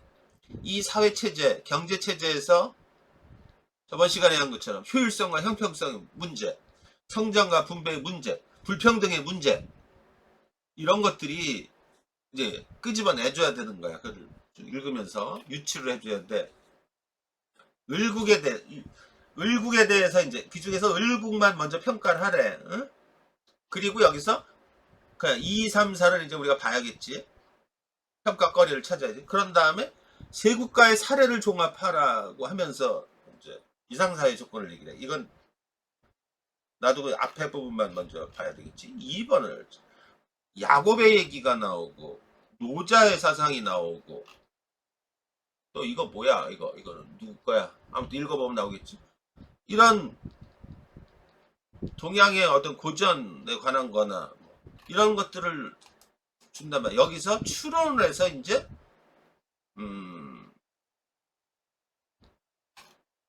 요 일에 들어간 내용하고 봐야 된단 말이야. 그러면 연결을 해는 연결고리가 있어야 되잖아. 그죠? 그 연결고리가 뭐야? 그런 걸 찾아내는 게 핵심이란 말이야. 글에는 없어. 그죠? 어디되나 지금. 여기도 보면 그죠? 그래서 지식이 중요하다는 거야. 아까 효율성과 형평성의 문제, 자유와 평등의 문제, 그리고 성장과 분배의 문제, 이런 문제들을 끄집어내서 정리를 해줘야 된단 말이야. 그러지 않으면 글과 글이 서로 연결이 안 되겠지. 그죠? 봐봐. 야곱은 이 전체가 무슨 의미하는지를 그냥 보이면 안 보이잖아. 그러니까 아까 사적 이익 추구라든지 자유시장 경제의 원리라든지 뭐 이런 것들을 쭉 다 뽑아내서 생각을 해줘야 된다. 그래서 재구성을 해줘야 된다고. 이게 핵심이야. 그죠? 야곱은 이런 글은 이렇게 나오면 당황을 해서 여기 2번, 3번 지문 2, 3, 4 있는 내용 그대로 따서 쓰면은 문제가 돼. 반드시 주제 개념에 맞춰서 주제 전체를 유기적으로 긴밀하게 연결하면서 재해석을 해줘야 돼. 그거 볼 거야, 좀 이따. 야곱은 그의 삼촌 라반의 양을 치게 되었다. 우리의 성스러운 선조 아브라함의 후손인 야곱은 머리 좋은 모친이 형을 제쳐놓고 술책을 쓴 덕에 3대째의 상속자가 되신 분이었어. 술책을 썼대. 응? 이걸 좀 더 하면 뭐야? 경제로 보면. 수단 방법 가리지 않고선 사적 이익을 추구했다는 거로다가 연결을 자꾸 그런 식으로 생각을 해야 돼. 나리처럼 이자를 받지는 않았지만 야곱이 한 일을 말씀드리죠. 그분은 삼촌 라반과 약속을 했답니다. 그 해 태어나는 새끼양 가운데서 줄무늬와 얼룩이는 모두 품삯으로 차지해야겠다고요. 이윽고 가을이 되어 발정한 암컷이 수컷을 잡고 털이 북실북실한 양들 사이에서 짝짓기가 한창 이루어지던 때였죠. 그 영리한 야곱은 나뭇가지 몇 개의 껍질을 벗긴 다음 발정에서 규비가 한창인 이런 내용을 쓴대. 암컷 앞에다가 박아 놓았답니다. 그랬더니 해산할 때가 되어 새끼 양들이 나왔는데 얼룩이만 태어나 모두 야곱의 차지가 돼. 그러니까 이걸 갖고 추론해야 되지, 그지? 개인의 이익 추구를 위해서는 수단과 방법을 가리지 않는, 이게 뭐야? 자본주의, 자유시장 경제체제의 문제점이잖아. 이렇게 연결을 해야 되겠지? 재해석을 해줘야 되지. 재구성을 해야 되겠지. 이것이 야곱이 부자가 된 비결이요. 모든 걸 주제 개념에 맞춰서 다 풀어내야 된단 말이야. 하느님의 축복을 받은 거겠죠. 하느님의 축복을 받은 거였죠. 이거 다 비꼬는 소리지, 그죠? 비아냥거리는. 어떤 애들은 얘를 요런 것만 톡 따와가지고선 해석을 하고 있어. 메타포죠, 그죠? 어? 그 구분도 안 돼. 그러니까 이걸 고지고대로 파악을 하면 안 되죠. 도둑질만 아니라면 뭐든 해서 돈을 벌어야지. 이거 다 지금 뭐야? 반어적인 표현이죠. 이걸 고지고대로 또 보는 애들이 있어요. 나 참. 전체 반어적인 표현이 있잖아, 그죠? 그러니까 뭐야? 그대로. 사적 이익 추구는 시장, 이 화자의 관점에서 보면은 이게 두 가지로 지금 해석이 돼.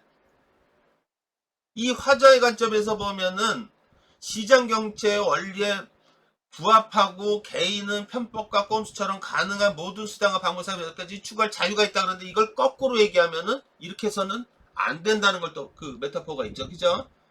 그걸 어떻게 기술하느냐에 따라 다른 거야. 알겠지? 그 근거를. 그래서 시장 경제 이거를 갖다가 지금 봐봐요. 관점을 바탕으로 을국에 설명하려니까 을국의 이 상황에 대해서 어떻게 해야 돼? 이 관점들을 잘 뽑아내가지고 논리적으로 좀 연결해야 돼. 그러려면은 이게 각각 무슨 의미인가? 지금 선생님 여기서 보면은 시장 경제 체제의 핵심이 사적 이익 추구의 자유를 설명하는 근거와 연결할 수가 있겠지. 그러니까 처음에 쉽게 봤지만 은근히 까다로운 거야 이제. 무슨 문제냐 이거는 글을 논리적으로 연결하기가 되게 어려운 거야. 그거 보겠다는 거예요. 응? 여기다가 어디까지 더 나갈 수 있어? 야곱의 수단 방법을 가리지 않는 상행위를 통해서 이게 중요하지. 시장 경제죠. 지나친 사적 이익 추구가 초래하는 문제점까지 언급할 수가 있겠지. 아까 그래서 이 얘기를 한 거란 말이야. 알겠지, 그죠? 그걸 읽어낼 수가 있잖아, 그죠?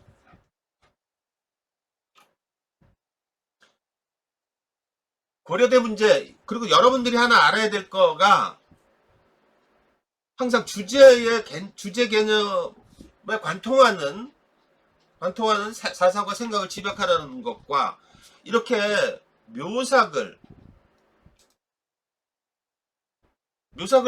특징이 뭐다? 메타포, 은유가 되게 많다. 비유, 은유가 되게 많다 그랬잖아. 그죠? 그 함축하는 의미가 뭔지를 봐야 돼. 뭐에 의해서? 주제 개념, 논점에 맞춰가지고. 그냥 얼룩이가 어떤 내용 이렇게 쓰면 안 돼요. 응? 전혀 동떨어진 얘기를 하면 안 돼. 다 풀어내야 돼. 그런 건 중요하진 않지. 더 보겠습니다. 그래서 얘가 전체 의미를 읽어야 돼. 아, 이게 무슨 얘기냐? 그냥 읽으면 읽혀지냐고. 그러니까 봐. 얘를 읽으면서 벌써 여기 주제가 안 나타나 있어. 그죠?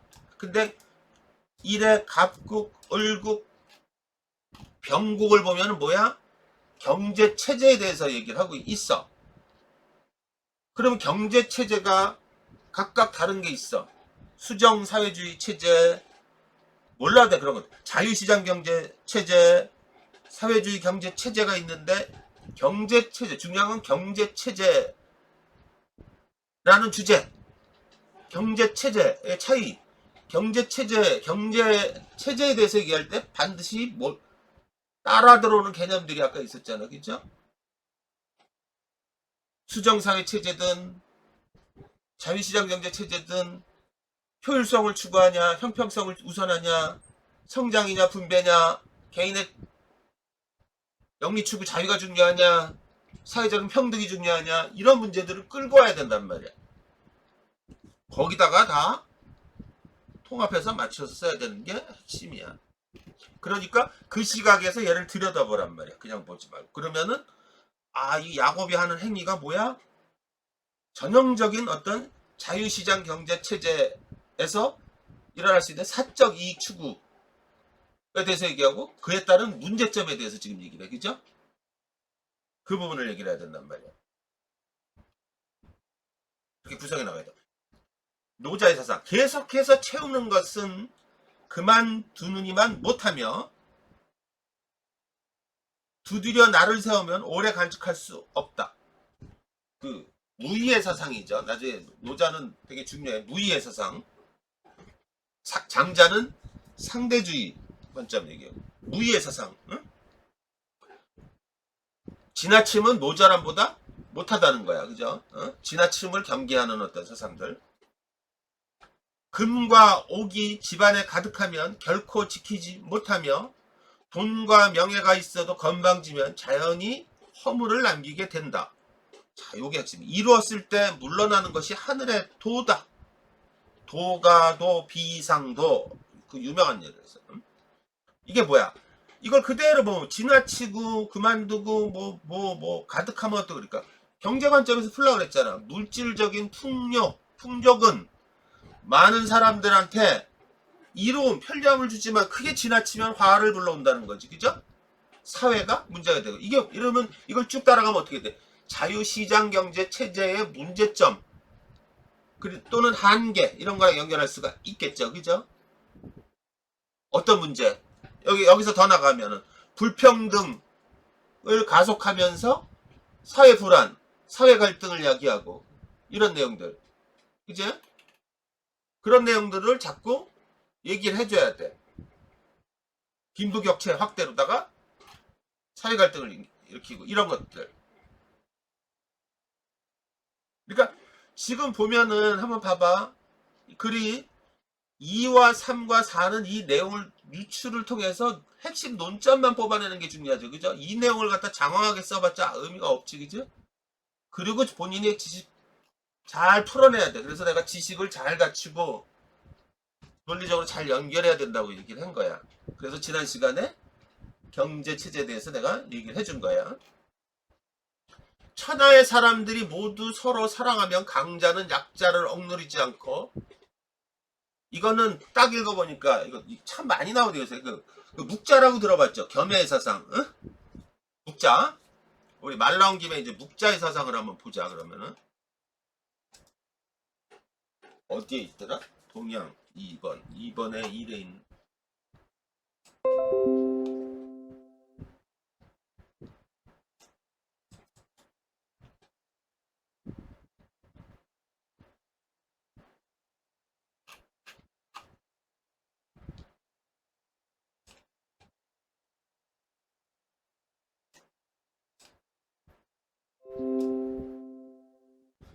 이거는 자주 나오더라고요. 요새. 그래서 한번 우리가 읽어볼 필요가 있지.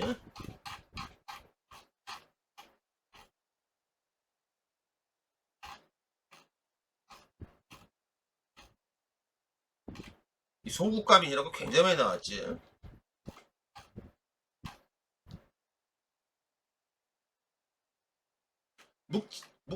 묵자의 겸해사상. 보자. 한번 읽어줄게. 묵가는 그러니까 춘추 전국시대 제자백가의 한 학파로 제자백가라고 들어봤죠. 그죠? 제자 여러 사상가들을 얘기하는 거야. 백가 수많은 학파. 그러니까 중국은 기원전 그 시대에 춘추 전국 시대 아주 혼란한 시대에 많은 사상가들이 활동을 한 거야. 응? 묵가의 창시자인 묵자는 당시 잠깐만 이거 전에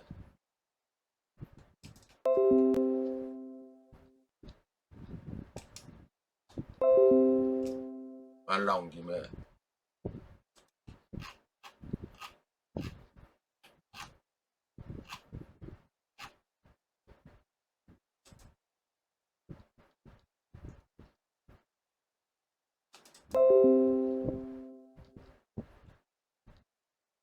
뭐야 이거 아까 했던 거잖아.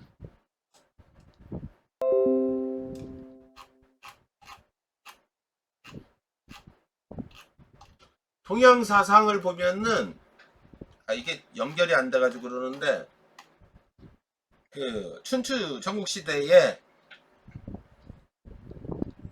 만약에 유가, 도가, 묵가, 병가, 음양가, 종양가, 농가, 명가, 법가 이런 사상가들이 활동을 한 거야. 특히 유가와 도가를 잘 알아야 되겠죠.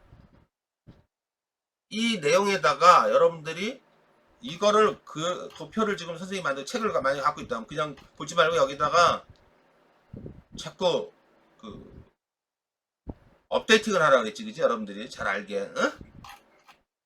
따로 이것만 보고 저번에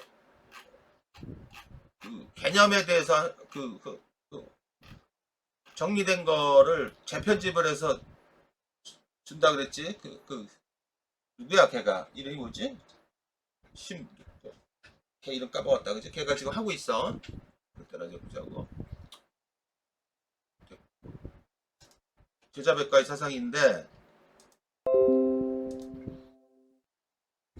보이나 여러분들? 당시 사회를 지배했던 유교 이념에 반대했다. 육아 사상을 조차 형식적 의식과 예절을 중시하려 드는 것은 국고를 낭비하는 어리석은 짓이라고 비판했다.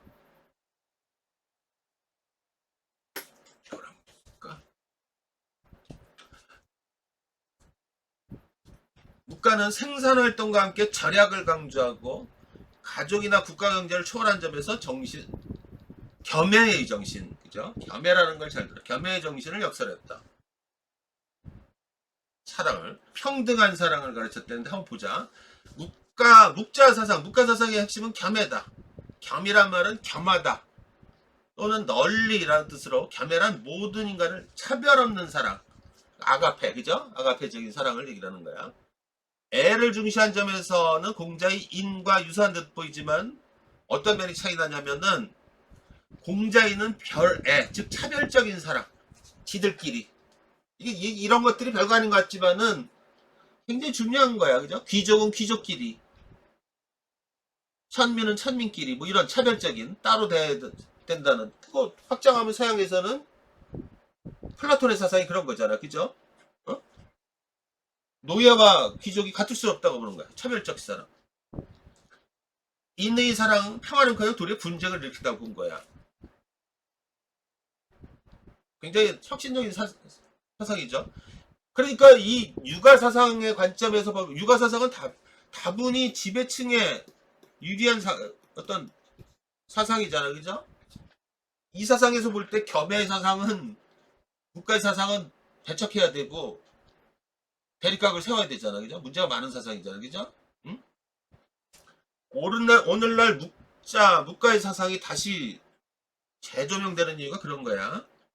묵자는 그 이유의 하나가 공자인은 가족애를 출발점으로 하면서 궁극적으로는 가족, 형제, 부모, 수기, 수시, 무슨 신체 발구, 수신부, 그런 거 얘기하잖아, 그죠? 출발점으로 하기 때문이라고 봤다. 이는 무엇보다도 먼저 내 부모와 형제를 사랑하는 것. 이게 사랑하면서 결국 국가 사랑하라는 거야. 국가한테 복종하라고. 이 가족에 대한 사랑을 여기 국가에 대한 사랑으로 치환시켜가지고 동격화시켜버렸어. 그러니까 꼼짝 말하잖아, 그죠? 그리고 국가의 집합인 천하로 넓혀간다는 게 아니라 유학이 추구하는 이상이다. 하지만 묵자는 인류에는 가족이나 애국심 같은 특정 집단에 대한 사랑을 확대하는 것으로는 얻을 수 없고 도리어 그것에 대한 완전한 부정을 해야 된대. 그것이 곧 겸해로 하늘의 뜻에 순정하면서 조건 없이 사람들을 사랑하고 서로 이롭게 하는 것이다. 이거 지금 별거 아닌 것 같지만 그 당시를 보면 얼마나 쇼킹한 일이니, 그지? 천자도 부정되는 거잖아. 계속 연장을 하면은, 응? 위험한 사상이야, 그죠? 굉장히 위험한 사상이야. 그러니까 당시로서는 이단이겠지.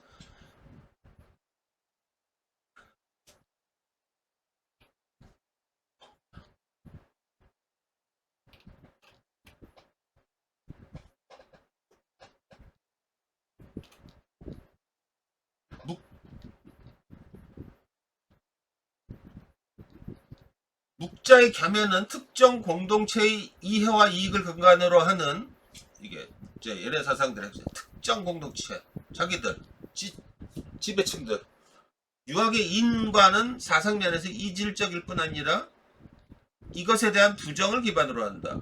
유학의 인에서 말하는 사상은 평등한 인과관계에 의한 보편적 사랑이 아니야. 어디까지나 질서, 즉 인륜적 신분 질서하에 통치자의 피치자에 대한 계급적이고 차별적인 사랑, 이게 되게 핵심이지, 그죠? 여기 사상은 지금 중국에서 아까 말한 듯이 공자의 사상, 육아의 사상이 재조명받는 게 이런 이유야. 이런 이유. 알겠지, 그지? 자꾸 분열하려고 그러니까 묶어두려고. 묵자는 이게 웃기는 게 뭐냐면은 좀 더 나가면 옛날에 그 모택동 있을 때 중국 공산화될 때는 육아의 사상을 되게 배척했었거든, 그죠? 응? 다시 끄지마. 아이러니야. 묵자는 부모와 가족에 대한 사랑과 다른 사람에 대한 사랑을 구별한 유학의 인 사상에 반대하면서 보편적 사랑, 사별 없는 사랑 실천해야 한다고 주장했다. 이는 신분계급이 엄격했던 당시로는 충격적인 주장이죠. 그죠? 엄청나게 충격적인 거야.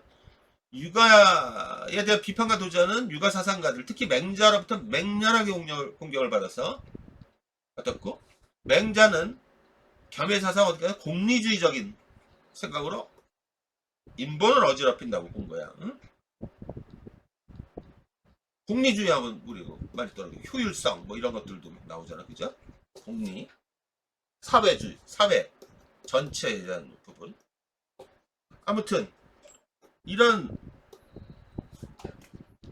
사상을 가지고 얘기하는 게 국가의 기원 국가. 묵자는 상동편에서 국가의 기원에 관한 이론을 전개했다. 국가 통치자의 권위는 두 가지 원천, 즉 백성의 뜻, 민의와 하늘의 뜻, 천지에서 유래한다. 그러므로 통치자의 주요 임무는 백성의 행위를 잘 살펴서 겸해를 실천하는 자는 상을 주고 그렇지 않은 자는 벌을 주는 일이다. 이 임무를 효과적으로 수행하기 위하여 통치자의 권위는 절대적이어야 한다. 묵자에 따르면 국가의 통치자는 무정부적인 자연상태에서 벗어나기 위해서 백성의 뜻에 따라 추대된 자로 그 점에서 홉스의 사상과 상통하죠. 국가와 통치자는 하늘의 뜻, 즉 천지에 의한 것으로 이를 뒷받침하는 전체주의 국가체제와 통치의 절대적인 권위를 인정했다. 이거 아이러니지, 그죠? 보편적인 사랑을 얘기를 하면은 보편적인 사랑하고는 배치되는 거잖아, 이게. 그러니까 뭘 얘기를 하려고 그러면 어떤 자구를 콕콕 따가지고 해석하면 안 돼. 알겠지? 그지? 홉스는 뭐라고 얘기했어? 자연 상태는 만인과 만인에 의한 투쟁, 대립의 상태라고 했잖아. 리바이어든적인 상태. 바닥에 물이 막 설치는 것처럼. 그래서 개인은 자신의 안위를 보장받기 위해서 어떤 가상의 기구에 자신의 권리, 권한의 일부를 출연해서 자신의 자유를, 더 큰 자유를 보장받아야 되는데 그게 국가라는 거야. 이게 사회계약설이죠. 그죠? 그래서 그 국가를 튼튼하게 통치하고 유지하려면은 거기서 이제 차이들이 많은 거야. 그러니까 사회계약론자들, 홉스, 로크, 루소 이런 사람들이 그 차이점이 뭐냐면은 국가 탄생의 기원에 대해서 다 계약설을 가지고 얘기를 하는데 첫 번째는 자연 상태가 혼란한 상태, 약육강식의 상태냐 아니면 목가적인 상태, 낭만의 상태냐. 그러면서 어떻게 사회가 혼란해지냐. 그 논점에서 보는 관점이 달라. 두 번째, 그 해결 방법이 틀린 거야. 국가라는 조직을 세우는 거는 다 일치하는데 그 점에서는 홉스 같은 경우는 절대 권력을 가진 군주제가 마땅하다고 보는 거야. 설령 군주가 조금 막 나가는 짓을 하더라도, 못된 짓을 하더라도 그게 개인들은 자유를 보장받을 수 있는, 훨씬 더 보장받을 수 있다고 보는 거야. 그것도 말 되는 거야. 그죠? 이게 이제 전체주의 그 국가들의 어떤 지배 논리 중에 하나야. 알겠지? 그지? 우리 독재 국가들 있잖아. 우리나라 그랬지. 그지? 반면에 로크 같은 경우는 절대 안 된다는 거야. 응? 민주제야 되고 로크나 루소는 로크는 심지어는 국가 군주 그러니까 대표자가 망나니 짓을 하면 어떻게 한다고 그랬어? 뒤집어 엎어버려야 되는데 그게 시민혁명이야. 그죠? 이걸 누가 얘기해? 동양에서 맹자가 군주가 제대로 역할을 못하면은 엎어버려야 된다 그래. 그게 역성혁명이야. 알겠지? 그죠? 루소는 철저하게 직접민주주의를 통해서 일반의지에 따라야 된다 그러는 거고 국민들이 수준을 높여야 되는데 민주주의를 제대로 실천하려면 그래서 교육이 중요하다. 사랑의 교육, 에밀 그 책을 냈잖아. 그죠? 정작 본인은 개차반이었어. 응? 그런 거야. 그러니까 여기서 보면 맹자하고도 갈리는 점이 맹자나 옛날에 그러니까 묵자나 누구야 저 공자나 누구나 다 노자 빼고는 다 강력한 국가, 강력한 군주제 이걸 다 선호했단 말이야. 그런데 통치 방법이 틀린 거잖아. 그죠? 그런 것들에서 차이가 나는 거야. 그러니까 띄엄띄엄 읽으면 안 되는 거고. 그러니까 항상 그런 거야. 어디 있어 이거? 뭐라? 아까 봤던 거 어디 갔지? 잠깐만.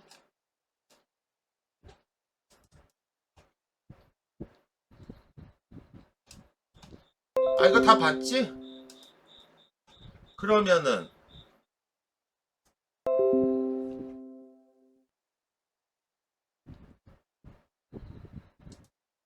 자, 한번 보자 이거. 묵자의 사상이야. 천하의 사람들이 모두 서로 사랑하면 강자는 약자를 억누르지 않고 다수가 소수를 겁박하지 않으며 부자가 가난한 사람을 모욕하지 않으며 귀한 사람이 천한 사람을 업신여기지 않고 영악한 사람이 어리석은 사람을 속이지 않는다. 천하의 재앙과 찬탈, 원망과 한탄이 생기지 않게 하려면 서로 사랑해야 한다. 차별 없이. 이렇게 부인과 아이가 없는 늙은이는 부양받아 수명을 다할 수 있고 부모가 없는 여리고 약한 고아는 기대고 의지할 바가 있어 성장할 수 있다. 이제 두루 아우름을 올바름으로 삶으면 이와 같은 이로움이 생긴다. 이제 두루 서로 사랑하고 서로 이롭게 하는 것은 이로움이 있고 게다가 하기 쉬우며 이루다 계산할 수 없다. 진실로 상과 칭찬으로 사랑을 권장하고 형벌로서 두려워하게 하면 내 생각에 사람들이 서로 사랑하고 서로 이롭게 하는 일에 매진할 거예요. 굉장히 황당한 질문인 것 같지, 그죠? 이게 그래 경제취지하고 무슨 상관이야? 빨리 접점들을 찾아내기 위해 노력을 해야 돼. 그지? 지금 보면은 진실로 상과 칭찬을 사랑하고 형벌로서 두려워하게 하고 이런 것들이 키들이지. 다 뭐야 이게 지금? 응? 사회적 약자 경제 보호를 위해서 저번 시간에 봤지. 국가 개입의 당위성의 문제를 지금 여기서 도출해낼 수 있지. 그게 되게 중요해 여기서 이게. 전혀 다른 얘기 같은데 또 왜? 주제 개념에 맞춰서 봐야 되잖아, 그죠? 개인과 국가 발전을 위해서는 차별 없는 없이 사는 겸해와 서로 이롭게 하는 교리라는 거야. 정신으로 사회적 약자를 배려하는 진정한 평등의 가치를 실현해야 된다.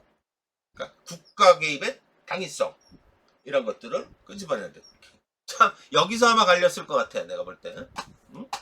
이거를 도출해내자. 그러니까 여러분들한테 얘기할 때 이런 문제들은 전체를 읽어내라고 내가 분명히 얘기하고 주제 개념에 맞춰서 개념을 확장해야 되고 이 지문의 속으로 들어가 버리면 못 찾아내. 알겠지? 그지? 사고를. 이게 포인트야. 자, 선생님이 요약한 거만 한번 보자. 어떻게 했나? 먼저 이는 시장경제체제의 핵심인 사적 이익 추구의 자유를 적극 지지한다. 자유시장 경제의 원리를 충실히 따르면서 구성원들의 자발적인 경쟁을 유도하고 각자의 능력을 최대한 발휘할 수 있도록 개인에게 더 많은 기회를 부여할 때 시장은 효율적인 방향으로 작동한다. 따라서 을국처럼 그대로 넘어가면 따와서 부연하면서 논조를 확장해야 돼. 자유시장 경제 체제를 시행하여 시장 참여자들의 경제활동 의지 및 동기부여와 같은 경제적 유인, 경제적 유인이란 말이 알죠? 경제학에서 중요히 다루는 말. 높일수록 사람들은 성실하게 열심히 일하려 들고 그에 따라 개인의 부는 증가하고 국가 경제는 성장한다. 이렇게 보면 되겠죠. 그죠? 다음으로 여러분들이 이거를 가지고 대부분이 또 쓰면은 여러분들 제발 내가 얘기를 하는데 그걸 그렇게 하지 말라는 얘기가 아니라 이거 뭐 한 90% 애들은 다 긍정 부정하면서 그거 쓰지 말라는 얘기가 아니야. 긍정적이다 부정적이다 이렇게 썼을 거라고. 도식화된 사고를 갖지 말란 말이야. 되게 빈약해져 내용이. 알겠어? 아마 대부분이 또 한 80%는 또 그렇게 썼을 거라고. 그게 나쁘다는 게 아니라 굉장히 그렇게 도식화된 글을 쓰면은 내가 아까도 말미에 그랬지. 머리를 믿지 말라. 머리에 꿰 부리는 거를, 어? 자꾸 따라가지 말라 그랬어. 어? 그렇게 쓴단 말이야. 참 희한해. 그 핵심이 뭔지부터 찾는 게 더 바람직하지. 다음으로 3은 시장 경제의 문제점과 한계를 지적한다. 개인의 이익 추구의 자유를 전적으로 시장의 자율에 맡길 경우, 인용해서 따오면 되겠죠. 이에 야곱의 행위처럼 사람들은 편법과 꼼수까지 동원하면서 지나치게 이익을 추구하려 들 것이다. 이때 여러분들 논증을 확장할 때 예시, 인용, 상술, 정의 이런 것들을 하면서 펼치는 게 되게 좋다고 그랬죠. 글도 넓히고. 비록 다운표를 쓰라 해서 경제적으로는 부유해졌지만 그와 동시에 굶어 죽는 사람들도 그만큼 많아졌다라는 사실에서 알 수 있듯이 풀어내라 해서 그래. 경제적 이익을 위해 목적이 수단을 정당화할 수 있다는 사고는 시장의 왜곡 가져오고 시장 실패 이런 말도 주죠. 가져와 시장의 실패 이것도 자원 분배의 효율성을 깨뜨리면서 구성원 간의 빈부격차를 확대하고 불평등을 고착화한다. 여기 지금 용어들 다 썼어 지금 그죠? 끌어들이니까 다 쓰란 말이야. 끝으로 4는 시장 경제 체제가 나아갈 바람직한 방향을 제시한다. 시장 경제에서 개인이 경제적 이득을 얻기 위해 경쟁하는 과정에서 불가피하게 낙오자나 피해자가 발생한다. 이때 개인의 능력보다는 주어진 여건과 처한 상황 때문에 어쩔 수 없이 경쟁에 도태되거나 경쟁할 기회조차 얻지 못하는, 이거 다 어디서 나와? 이거 누구 얘기야 이거 지금? 많이 보던 거지 지금. 이거 어디 뭐야? 존 롤스의 철학의 핵심이잖아. 약자를 배려하지 않을 경우 빈부격차는 심화하고 불평등은 고착화하면서 사회갈등은 가속된다. 따라서 을국은 공동체 이익을 지향할 때 사회적 약자를 우선 배려하는 경제정책을 펼쳐나가야 한다. 뭐 이런 말. 그지? 원리를 펼쳐놔야 돼. 그런 다음에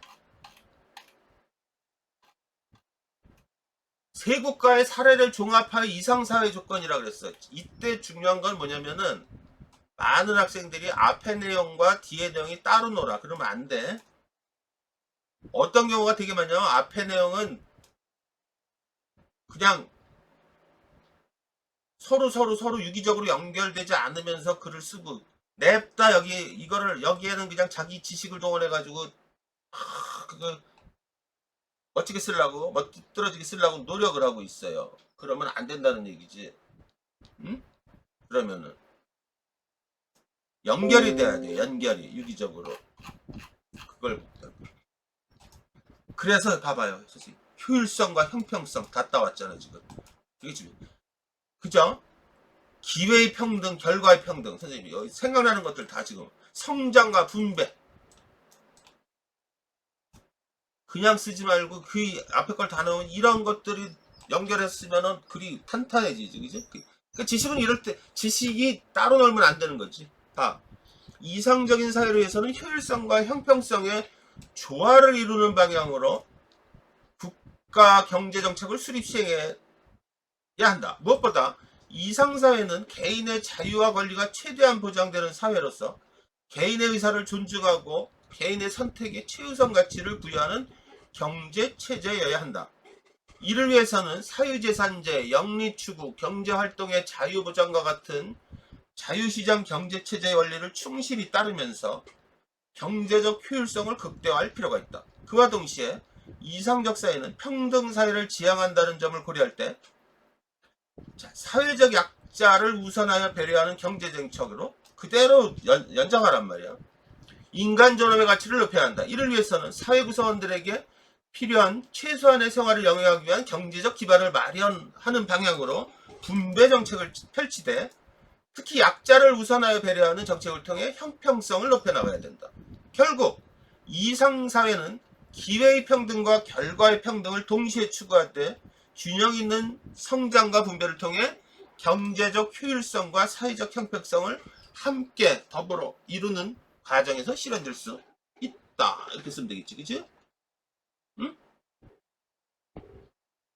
고려대 큰 틀에서 보면서 여러분들 지식이 잘 발휘되길 바라는 거야, 여러분들한테.